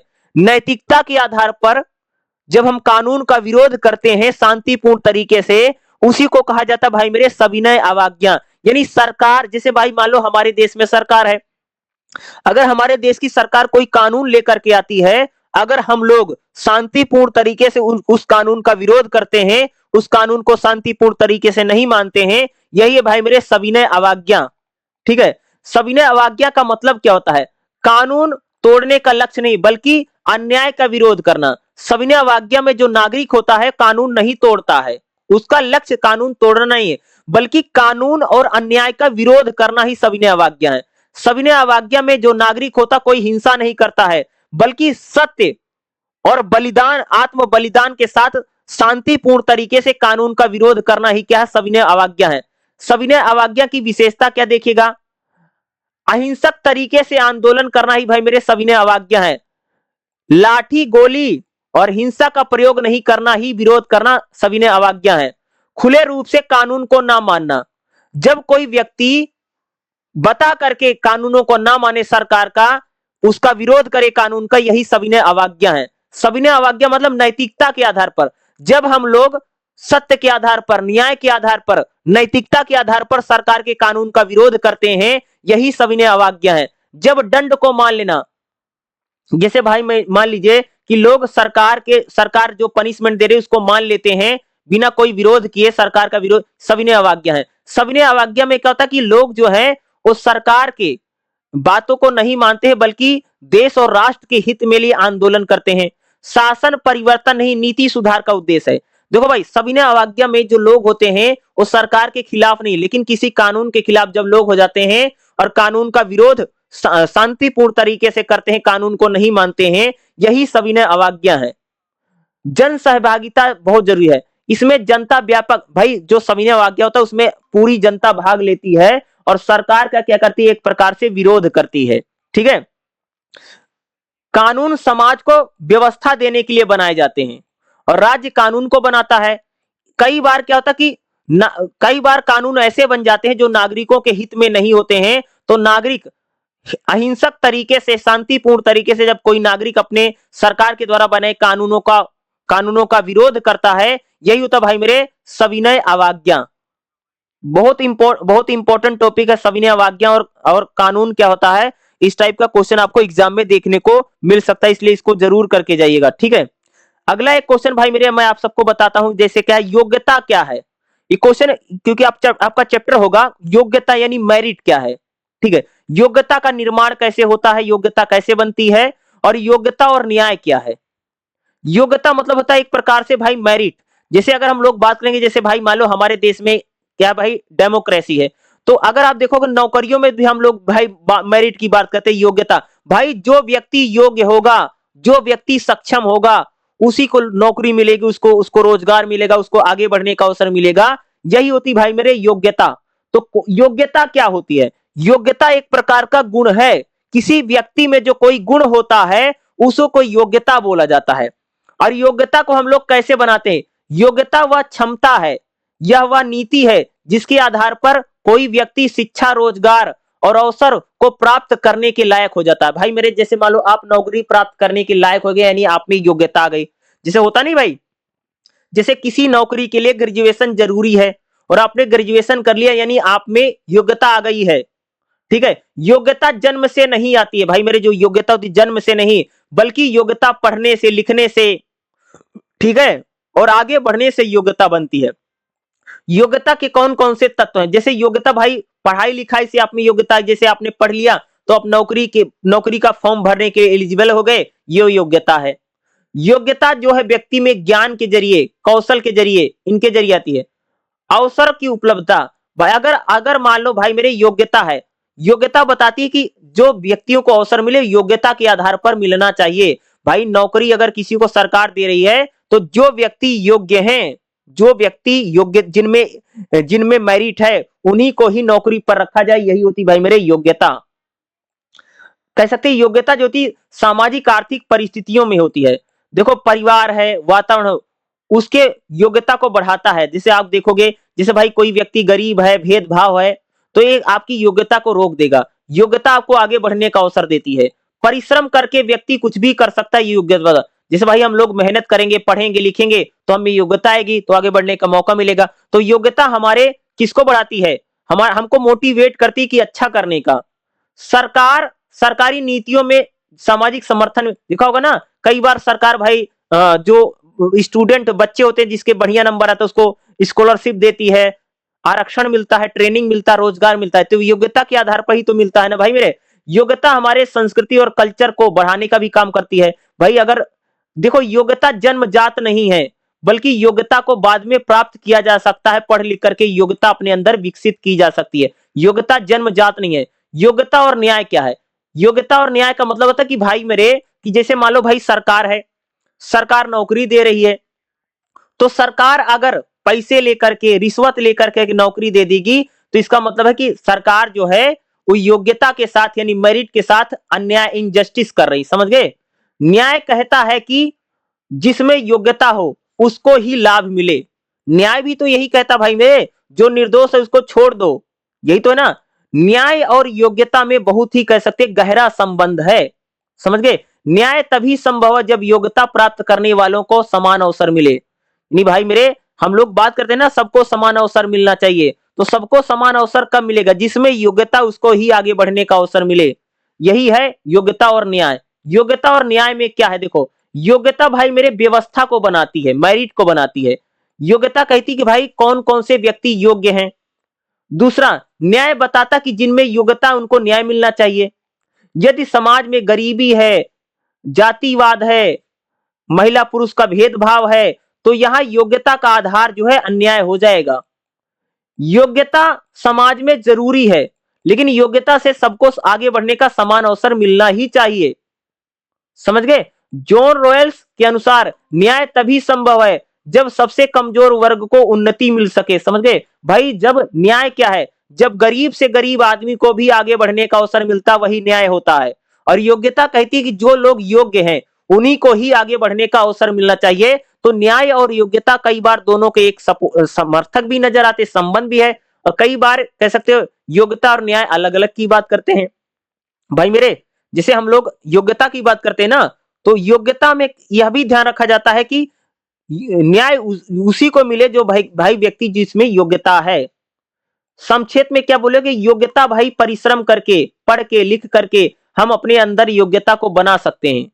न्याय, न्याय तभी संभव है जब योग्यता का सम्मान होगा। न्याय कहता कि भाई मेरे योग्यता के आधार पर लोगों को रोटी, नौकरी, रोजगार मिलना चाहिए। न्याय तो यही भाई ना कि भाई जो पढ़ा लिखा, जिसको मेरिट आती, जो अच्छे नंबर ला रहा, उसको नौकरी मिले, उसको आगे बढ़ने का मौका मिले। योग्यता तो यही कहती है ना। योग्यता कहती है कि भाई न्याय बहुत जरूरी है, योग्यता में न्याय का होना बहुत जरूरी है। ये भी तो बताता है कि योग्यता वही है जो आपके न्याय को बताती, न्याय को पूरा कर रही है। ठीक है। समाज में योग्यता को आगे बढ़ने का मौका मिलना चाहिए, यही न्याय है। भाई जैसे मान लो सरकारी नौकरी निकली है, तो सरकारी नौकरी में भाई मेरे जिसमें योग्यता है, जिसमें जो व्यक्ति योग्य है उस नौकरी करने लायक, उसको नौकरी दें, यही तो न्याय है। ऐसा थोड़ी है कि रुपए पैसे लेकर के, नकल करवा करके आपने लोगों को नौकरी दे दी, पैसे लेकर के नौकरी दे दी, तो इसका मतलब तो ये तो अन्याय है, आपने योग्यता के साथ अन्याय कर दिया। तो योग्यता के साथ न्याय करना जो है भाई मेरे बहुत ज्यादा जरूरी है। इस टाइप का क्वेश्चन आपको एग्जाम में देखने को मिलेगा ही मिलेगा। योग्यता और न्याय क्या, इसका पूरा एक चैप्टर है। जो जो मैं बता रहा हूँ सारे इंपॉर्टेंट है, करके जाइएगा, एग्जाम में आएगा ही आएगा।